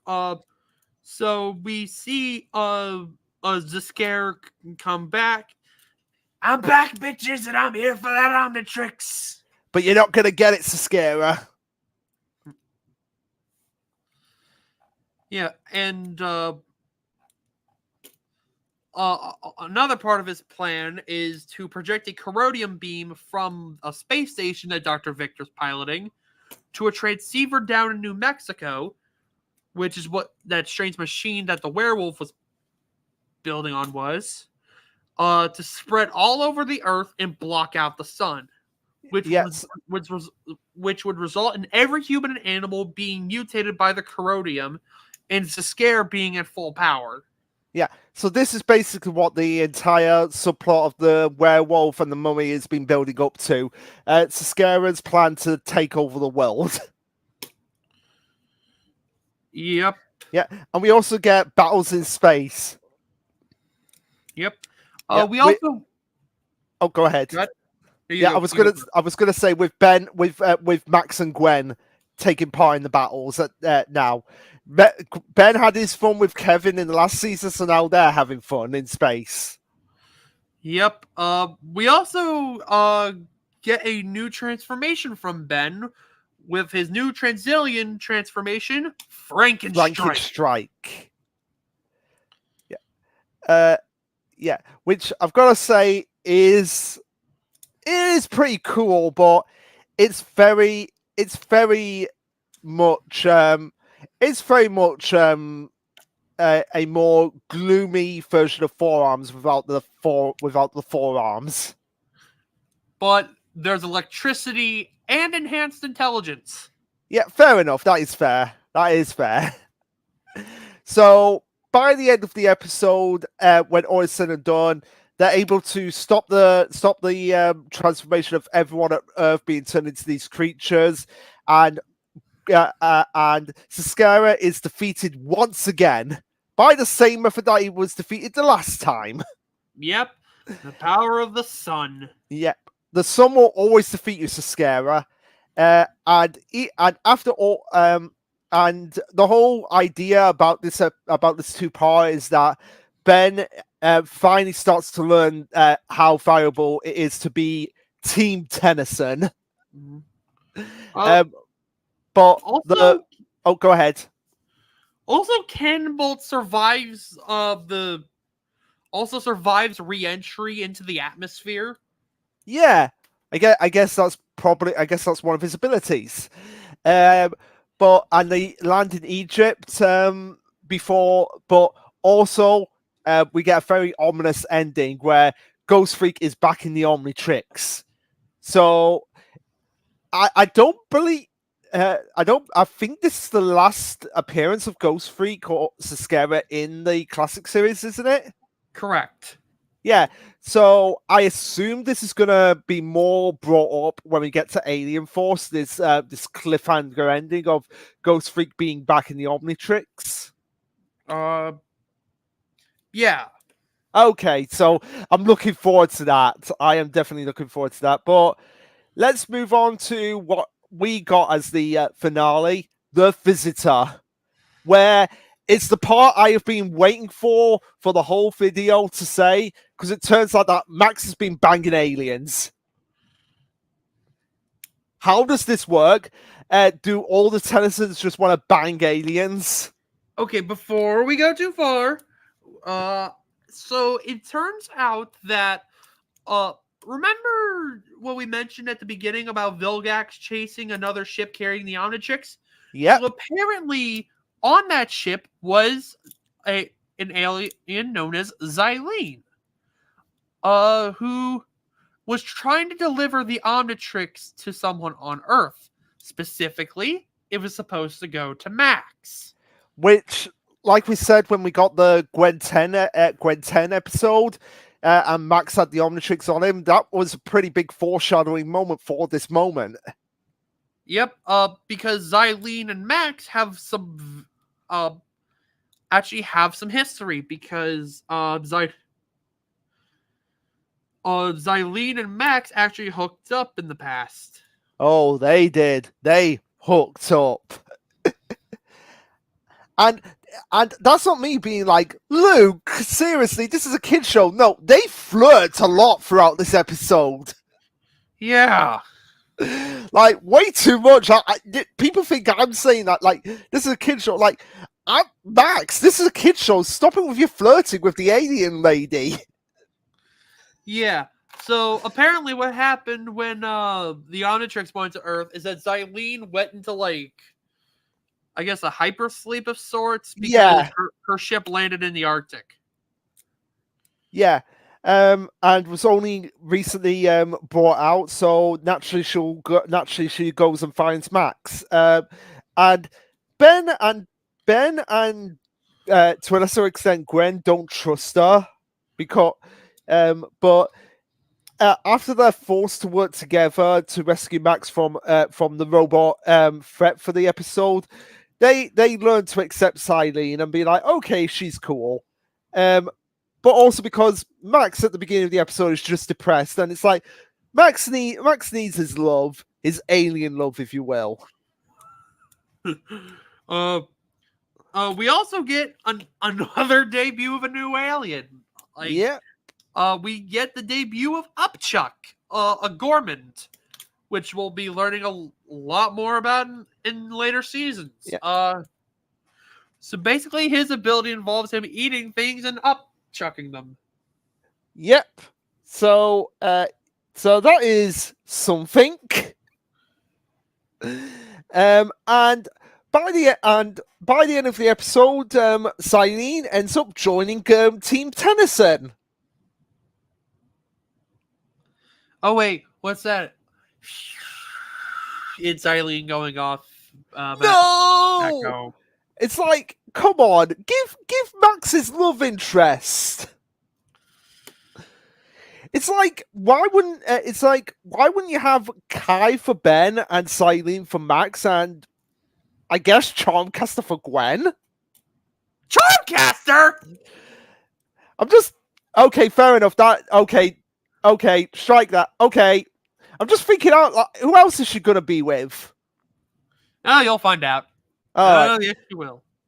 All right. So yeah, that was season 3 of Ben 10, and now oh god, how long are we into this? 3 hours 40 minutes.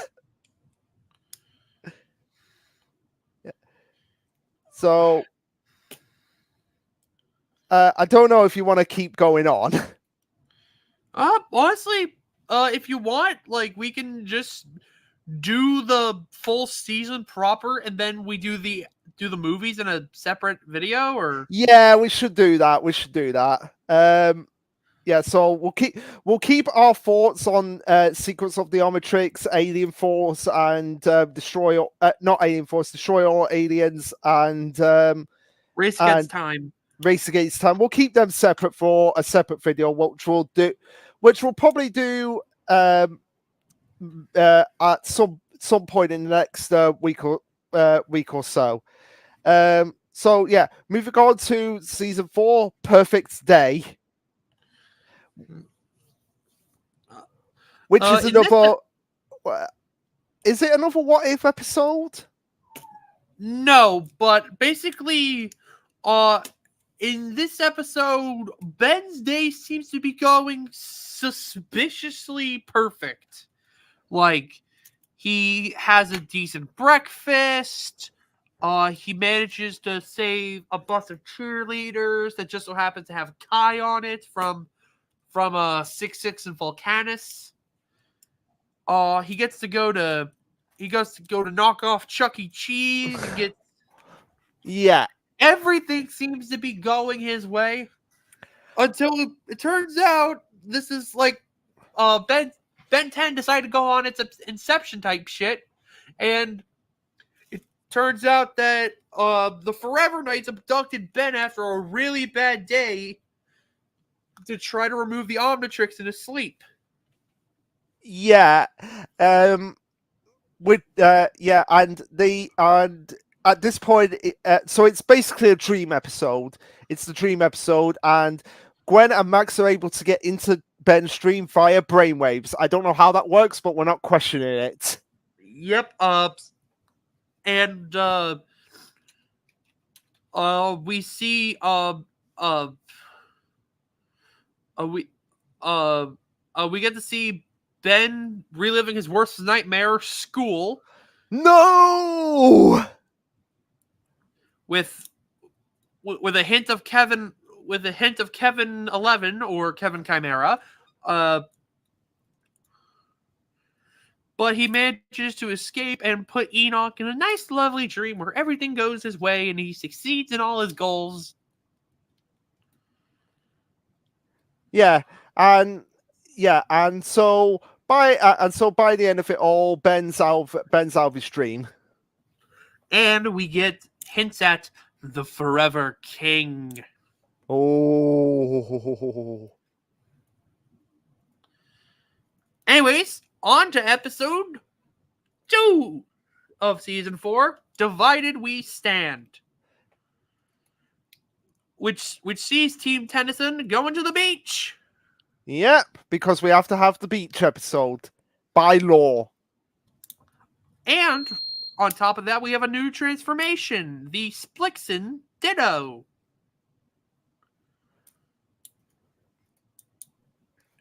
And also as well, we have Animal back as well.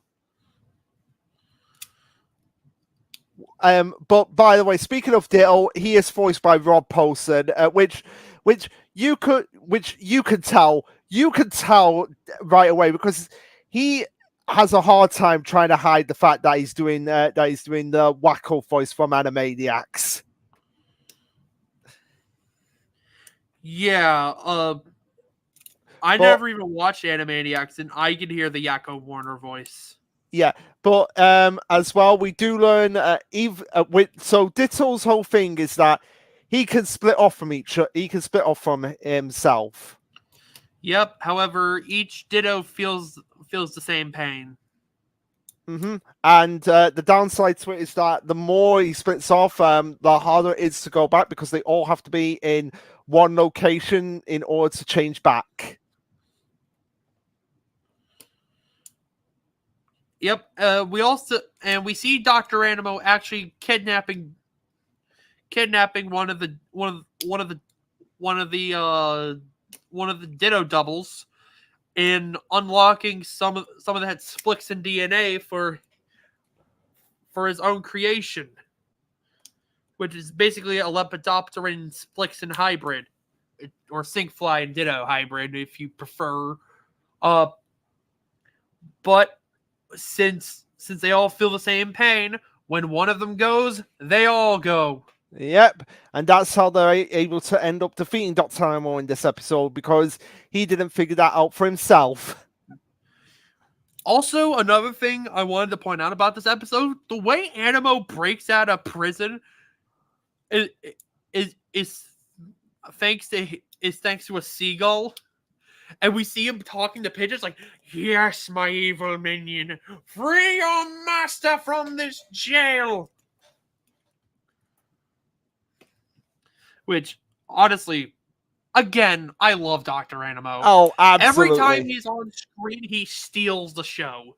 Absolutely. Very much absolutely. So yeah. Just to say quickly before we move on, is that I was just trying to find like a poster for the Ben 10 movies, and Neil poster to use as the thumbnail, and I found the one for the live action one. Sweet. Yeah, so that'll be for the thumbnail for that one. Okay. So yeah, moving on to episode 3. Don't drink the water. Why? Because Hex is back. So the whole idea about this episode is it's the Fountain of Youth episode, where Hex is trying to find the Fountain of Youth because he wants to be immortal still, and we find out that Max and Ben get doused with the water from the Fountain of Youth. So now Ben is now 4 years old, and Max gets turned into Max 10. Also, or for Ted, some reason, or Ted. Oh, I was just going to say, or Ted to the max, as I like to call him. they keep the water from the Fountain of Youth in a dunk tank. Yeah, I'm like, why? A dunk tank at a fun fair? Like, why would you do that? Yeah, that just seems like you're trying to like Well, you're like begging for someone to be like, "Here, come steal this water." well, technically, this is the same fun fair that has mint chip ice cream at Tyler. Fair enough. Yeah, and nobody likes mint chip ice cream. Anybody out there that likes mint chip ice cream, you don't like ice cream. So also as well, it is pretty sweet to see young Max in Ben's clothes. Yeah, and we see like the difference in their personalities just by the way they dress. They dress, and we see because of the Fountain of Youth, like Ben's transformations are affected by the Fountain of Youth. So now, like when he transforms in the forearms, he's like all skinny and shit. Yeah, and when he turns into Wild Boy, he's like, "Oh, who's a good doggy? Who's a good doggy?" Yeah, and like there's also this one scene of like Ben on Max's shoulders, and he's just like, wee. Yes. Oh, you get the feeling that Ben is when he's older and he's a granddad. He's gonna be exactly like how Max is when he's how Max is as a granddad. Yeah. I get makes it doesn't surprise me now that Max was meant to have the Omnitrix, considering he is pretty much they are pretty much the spitting image of each other. And basically how they beat Hex is by Gwen goading Ben into transforming into Heat Blast and having a supernova temper tantrum. Yep, which ends up pretty much vaporizing the Fountain of Youth. Yep, and because all of the Fountain of Youth splashed up onto Hex, he's now turned into a toddler. Yeah, and we have a great lesson because throughout this episode they're being guided by someone who's revealed to be immortal because of the Fountain of Youth, and they reveal like, no, this is not great. This is a curse because, well, I'm immortal. I'm watching everyone around me die. So, moral of the story is age is not a curse. Age is not your enemy, but your friend. Yep. Everything has its time, and everything dies. So, and at the end of this episode, we learned that Charmcaster is out of prison, and now she has to take care of her baby uncle. So yeah, now moving on to another episode in the mystery of Tennyson's banging aliens, Big Fat Alien Wedding. Basically, the plot of this episode is that an alien species known as the Lenopans or sludge puppies is marrying a member is marrying Max's nephew Joel Tennyson. Which by the way, the only decent Joel in a sci-fi series. Looking at you, Joel Rawlings. Yep. And there's a mysterious party out there who wants to ruin the wedding. Also, Joel's parents are racist as hell. And also, Joel's partner's parents are racist as well. So everyone's a racist in this episode. Yeah. Yeah. But also as well, this was the episode that really made me interested in like a 10 to the Max series, where it's a prequel series about Max first becoming a plumber with his family. Honestly, I would love that. Like, can you imagine? Thought time. Can you imagine if Max had like, okay, say there was like a prototype of the Omnitrix, and Max had it in his youth. I mean, that I mean, he eventually had to give up for it to be like redeveloped. uh, sounds like an interesting idea for a series. Uh, Hmm. so apparently, it was the bride Camille's parents that were behind the were be, were behind the wedding Well, crash. it was her parents and her ex-boyfriend. Yep. Because and everybody starts attacking each other, because nobody can get along. Apparently, that's the lesson of this episode. Except if you do one act of kindness, because we see Camille saving Gordon, Max's brother, and Joel's father, and his wife, and they're just like, you know what, we like you now. Um, but we will see the Lenopins kind of be expanded upon once we get the Omniverse. Yeah, Thankfully, because you did mention one of them, Lucy, in this episode, so I imagine she's gonna yeah, be she'll be back in integral. Omniverse. Okay, all right. But again, I said it in this episode. What is it with the Tennysons and wanting to bang aliens? I don't know, but I guess Joel and uh, I guess that's a gene that Joel inherited from Max. Yeah, I guess it is. Uh, on So to on to um, Ben for Good Buddy, which is which is the only episode that I didn't take any notes on, because really there's nothing to say about that episode. It's just a episode where the rust bucket gets stolen and they all have to get it back. yeah.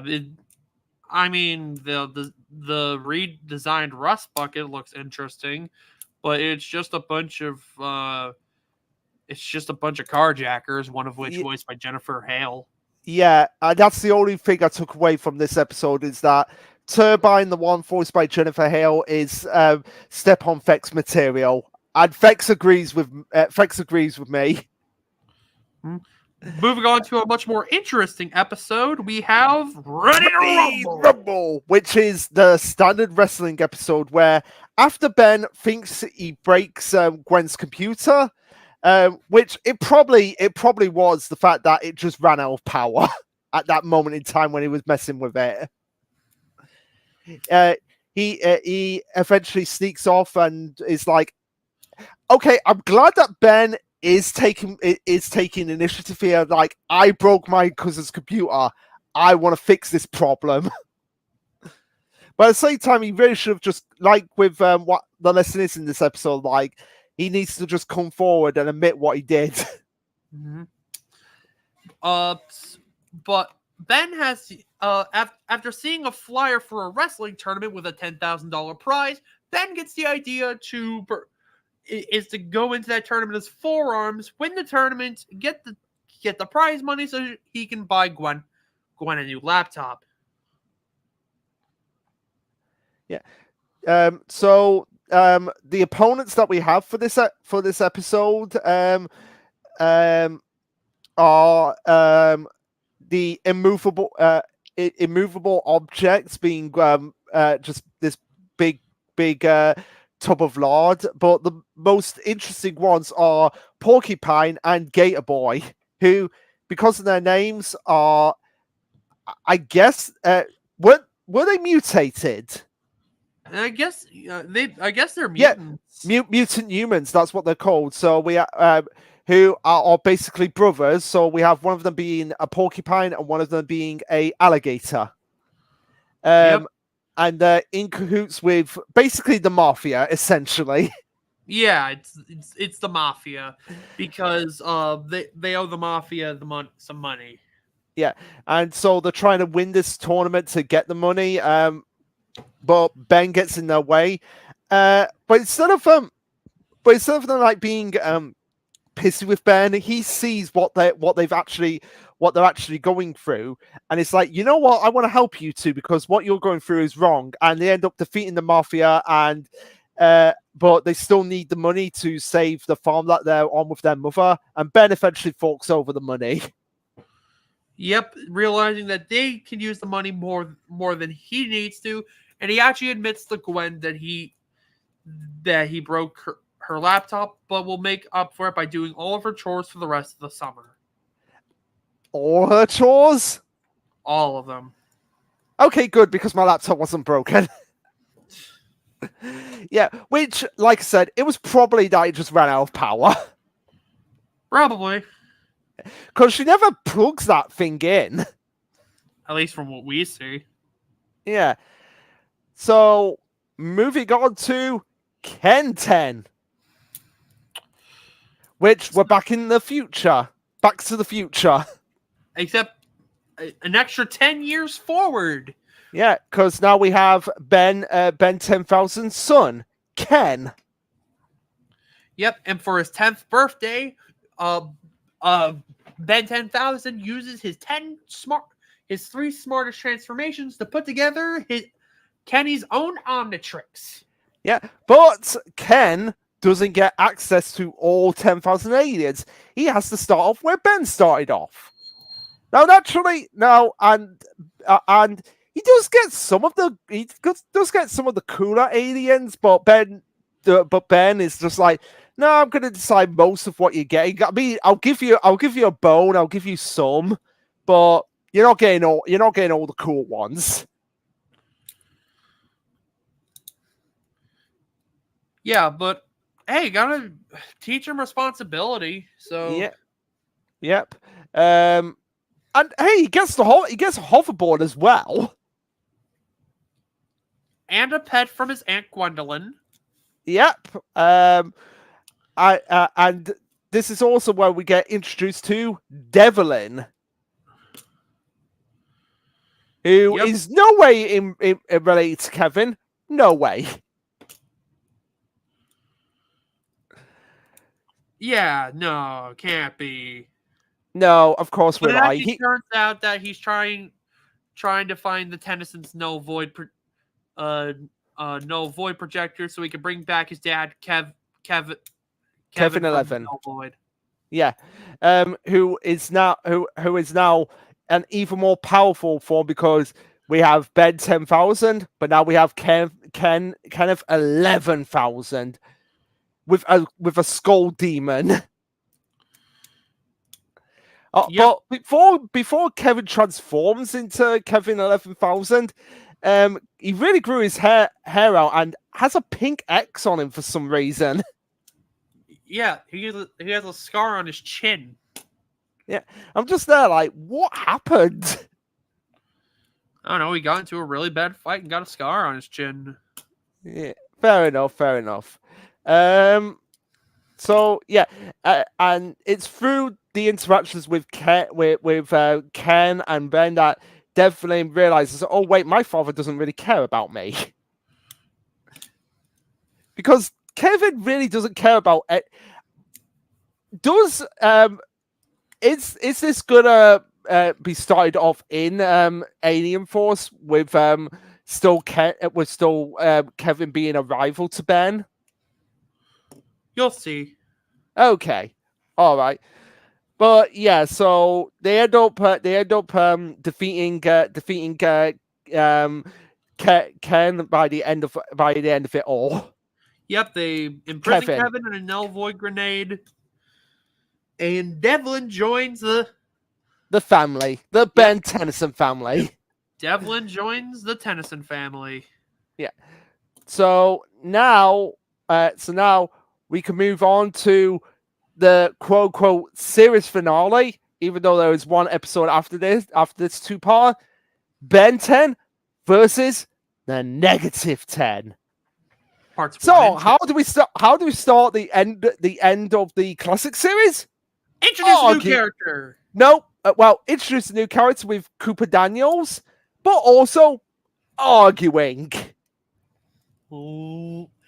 The series ended as it began. Yep, we start with arguing and we end with arguing because That's how you do character development, right? No. Nope. So naturally, because this is the series quote unquote series finale, they had to have a big way to send it off. So what do? You get basically Ben 10's equivalent of the Sinister Six to go up against Ben. So we have Clancy, Roger, Charmcaster, Animo, Sir Driscoll, Red Knight, the three circus freaks, and there was someone else as well. Subliminal. So those are our 10 villains that were used for this two-parter. But before we get to them, we have basically Cooper being Billy from Power Rangers and going all techno babble on everything. Yep, because Cooper is what is known as a technopath. Basically, he can integrate and manipulate technology at the risk of a bad headache. Mm-hmm. We then see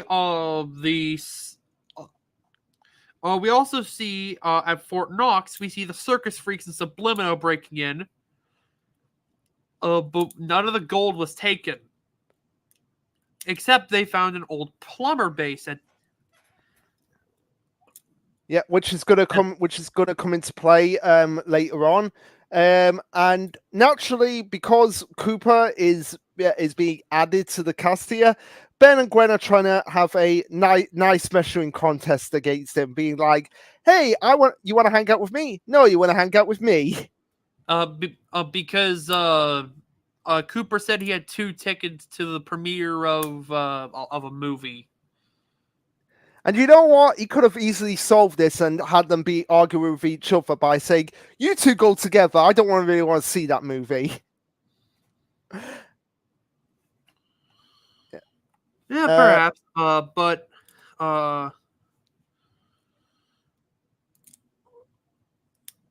we then hear an alarm going off at the Seattle Space Needle, where all the guards are acting like chickens. Well, that's still in Fort Knox. Oh, okay. But I've got a question that, like, why is it with hypnotists they think the first thing they think of is like have someone be a chicken? Because chickens act funny? Yeah, I guess. But in Seattle, we got Team Tennyson plus Cooper meeting back up with Clancy, who is now a bug thanks to Dr. Animo. Yeah, which is like, "Hey Clancy, what happened to you? I've become Boogie Clancy." Also, for some reason, his mouth opens from the sides, like splits open his head, and it's like, yeah. And naturally, because Cooper is in the vicinity with everyone, he's asking questions. Ben tries to lie about it, but Cooper reveals that he knows all about the Omnitrix because it's revealed that, like every grandparent in this franchise, they're all plumbers. I don't know if you've noticed that, but every grandparent in this series is a plumber. Yeah. Yeah, it's like what were they all in like the same? Were they all in like basically Angel Grove High, essentially? I guess. Yeah, because it's just like every grandparent is like, "Oh, you're a plumber. You're a plumber." I'm surprised that Ben didn't pick up on this, being like, as soon as they met Cooper, just turned to Max and being like, was his grandfather a plumber now? Was his grandfather a plumber too? And Max going, "How did you know?" It's like every grandfather we've met so far has turned out to be a plumber, Grandpa. And I'm sure Max would be touche. Yeah. But also in this two-parter as well, we find out that Driscoll was a former plumber. He's an evil plumber now. Yep, because he was stealing alien tech for his own ends, and that's how he joined up with the Forever Knights. Yep. And the whole plan of the -10 in this two-parter is that they want to get a thermal nuclear device that's under Mount Rushmore, which is 20 times more powerful than the sun. Yep, and uh, to which get to that, which has to be like about 100 billion degrees or something. yeah, either that or once Well, Driscoll put it in a suit, obliterate him. yeah. Point is, it's very, very hot and very, very powerful. Yep. At the Space Needle, they also run into Rojo and Charmcaster, and Dr. Anima with a giant mutant bat. Because why not? And it turns out the reason for the run-ins in Seattle and Fort Knox was because they need to find keys to get to this to this energy source known as the sub energy. And I love here that on the wiki they say the Forever King assembles a team of Ben's worst enemies, and it's like, okay, Animal, yes, Enoch, the Forever Knights, yes, Clancy, Sublimino. like how are they Ben's worst enemies? Like, okay, maybe Charmcaster, maybe Rouge, Circus Freak Trio, possibly. Why not? I don't know. 6-6. Why wasn't 6-6 here? Because the Forever Knights detest aliens. Yeah, fair point. So they probably wouldn't get the likes of 6-6 or Volcanus.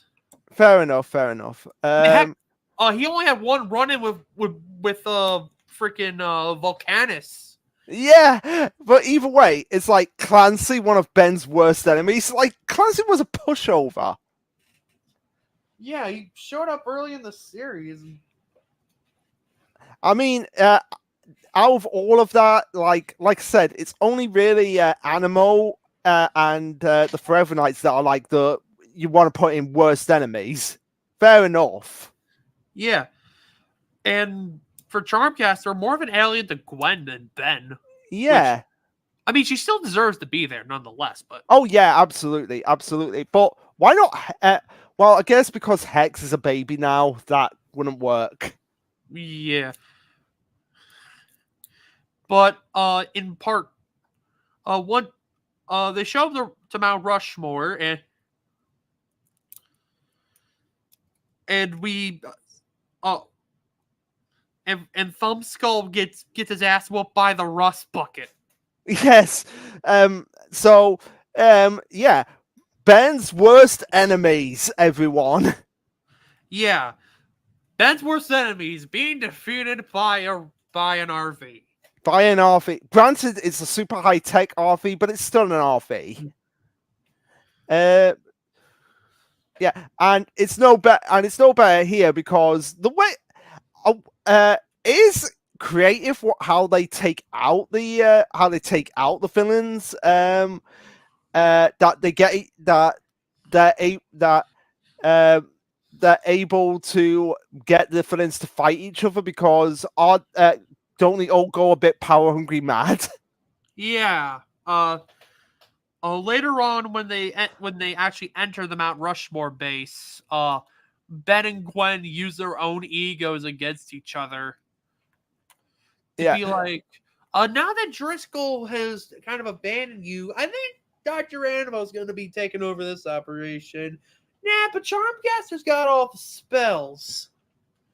Yeah. So it is creative, but a little bit anticlimactic because they just get the villains to fight each other and trap them in a force field.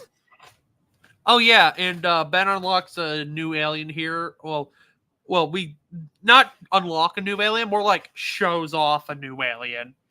Eye guy, an Opticoid. Yep. Guy and Optigoid. Yeah. And as for the villain, as for the alien that was foreshadowed when Ben was reading the comic book, it's like Ultron. Isn't that only in the movies? Yeah. That alien uh ol- only showed up in Secret of the Omnitrix. Also in Okay. Ken 10 when Ben 10,000 transformed into him, but Oh yeah, right. Oh yeah, it was in that. It was in that. Yeah. yeah, But because we'll talk about him when we get to talking about the movies. yeah. For Yeah. now, Ben then meets Driscoll outside of Mount Rushmore as he unleashes the power of the sub energy. But who's there to save the day? Why, it's Upchuck, Upchuck. who eats his way out of a rock pile and shoots the knights. Uh, and then attacks Driscoll, but it has no effect. And then Upchuck pulls the sub energy out and eats it, and then releases it. That destroys Mount Rushmore. Yeah, I think the USA is going to have words with Ben. Yeah. Because, like, isn't that like a wonder of the world? Yeah, it's one of the most notable monuments in America, modeled after some colonizers in Abe Lincoln. Yeah. So I think America's going to have words with Ben. But so that is the finale to the Ben 10 Classic series. Not one of my favorite finales. I mean, I prefer the finale with the season 3 finale, like both of them. So like the one with Silene and the one with Siscara. Yeah, Then to I this agree. one. But yeah, so the last episode we've got to talk about is Goodbye and Good Riddance. Yep, which is another non-canon episode, which sees Ben going back to school. No! Yeah, Max reminds Ben of his worst nightmare. School is starting. Yep. We see Team Tennyson returning to the town of Bellwood. The most normal city in America. And we also meet Ben's parents, Sandra and Carl. Who, for some reason, want Ben to call them Sandra and Carl. Well, that's in the movie. We don't really talk about. Well, Oh, that yeah, was in yeah. Race Against Time. That was in Race Against Time, yeah. But I might as well bring it up here. Like, why? Why for that? Why for that one movie? Yeah, I don't know. Like, I guess they were going through a hippy dippy phase. Yeah, but also, how is Carl the only Tennyson to not know what's going on? I know I hinted at this before at the beginning, but further in the video. But again, how does he not know what is going on? I don't know. Because his brother is a plumber. No. Because Max is a plumber. His uncle's a plumber. Pretty much his cousin's a plumber. It's like, what is going on here with Carl? Did Max just basically say to him like, "Oh yeah, I'm a really good plumber, and so's your family on my side." I guess. But it doesn't matter because Carl eventually does find out, and this helps to bring them both together. But before that, we get Ben going back to school and his bullies being jerks again, especially when the school ends up being attacked by Philgax, and they're like, "Hey, where's Tennyson running off to? He's probably hiding away, chicken." And it's like, he's running away from the killer robots. Yeah. And when Max arrives at the school, it's like, Max really should have called them out on that. Yeah, stand up for your grandson a bit. Yeah.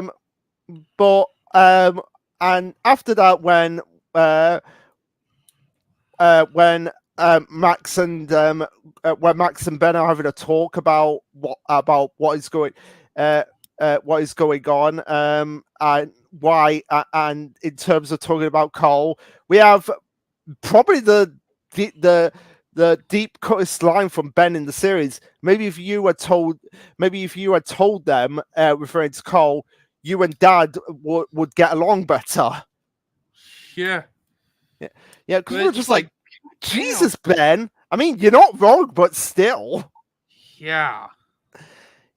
Because I can imagine that Carl was snooping around and then found some tech and was like, "What is this, Dad?" He was like, "It's nothing. Don't mention this again." But uh, but it doesn't matter because Carl eventually does find out what's going on, and even gets in on the action. Hmm. And of course, Cash and JT find out in this alternate timeline. Yep. So the way Philgatz goes out in this alternate timeline is kind of a lame way, in my opinion. He gets destroyed by a gas leak. Yeah. Yeah. That like it's clever, like using like Carl using his expertise to take down Vilgax. Yeah, but at the same time, it's just a gas leak. It's like they Yeah. couldn't come up with anything creative, any more creative. And by the end of the episode, we have the in this alternate timeline we have the bullies being like, "Hey, we better keep away from Ben right now because we have been so wrong about him." And Gwen's at his school as well because she just is. Yeah. And that's how we end the original Ben 10 series, minus the movies, which, like we said, we're going to get into them in another video because this has gone on way longer than I anticipated. And it does feel like we will have to split up Omniverse as well. Yeah, because Omniverse is 80 episodes long. I'm Yeah, pretty sure if we talk about that in one video, it's probably gonna end up as 10 hours. yeah, And we're gonna have to go through all this, and they're probably gonna kill us. yes, they're gonna have to. They'll probably kill us, and they're probably gonna kill us when they find out exactly how long we've been talking for in this video. So we'll just end it with our final thoughts that Ben 10, the classic series, had some amazing highs, but it also had some painful lows with the constant arguing from Gwen and Ben, which is why we very rarely touched upon it unless it was really important. Yeah. Yeah. But anyway, after this, we'll be talking about the movies and then moving on to Alien Force. So until then, peace. Peace.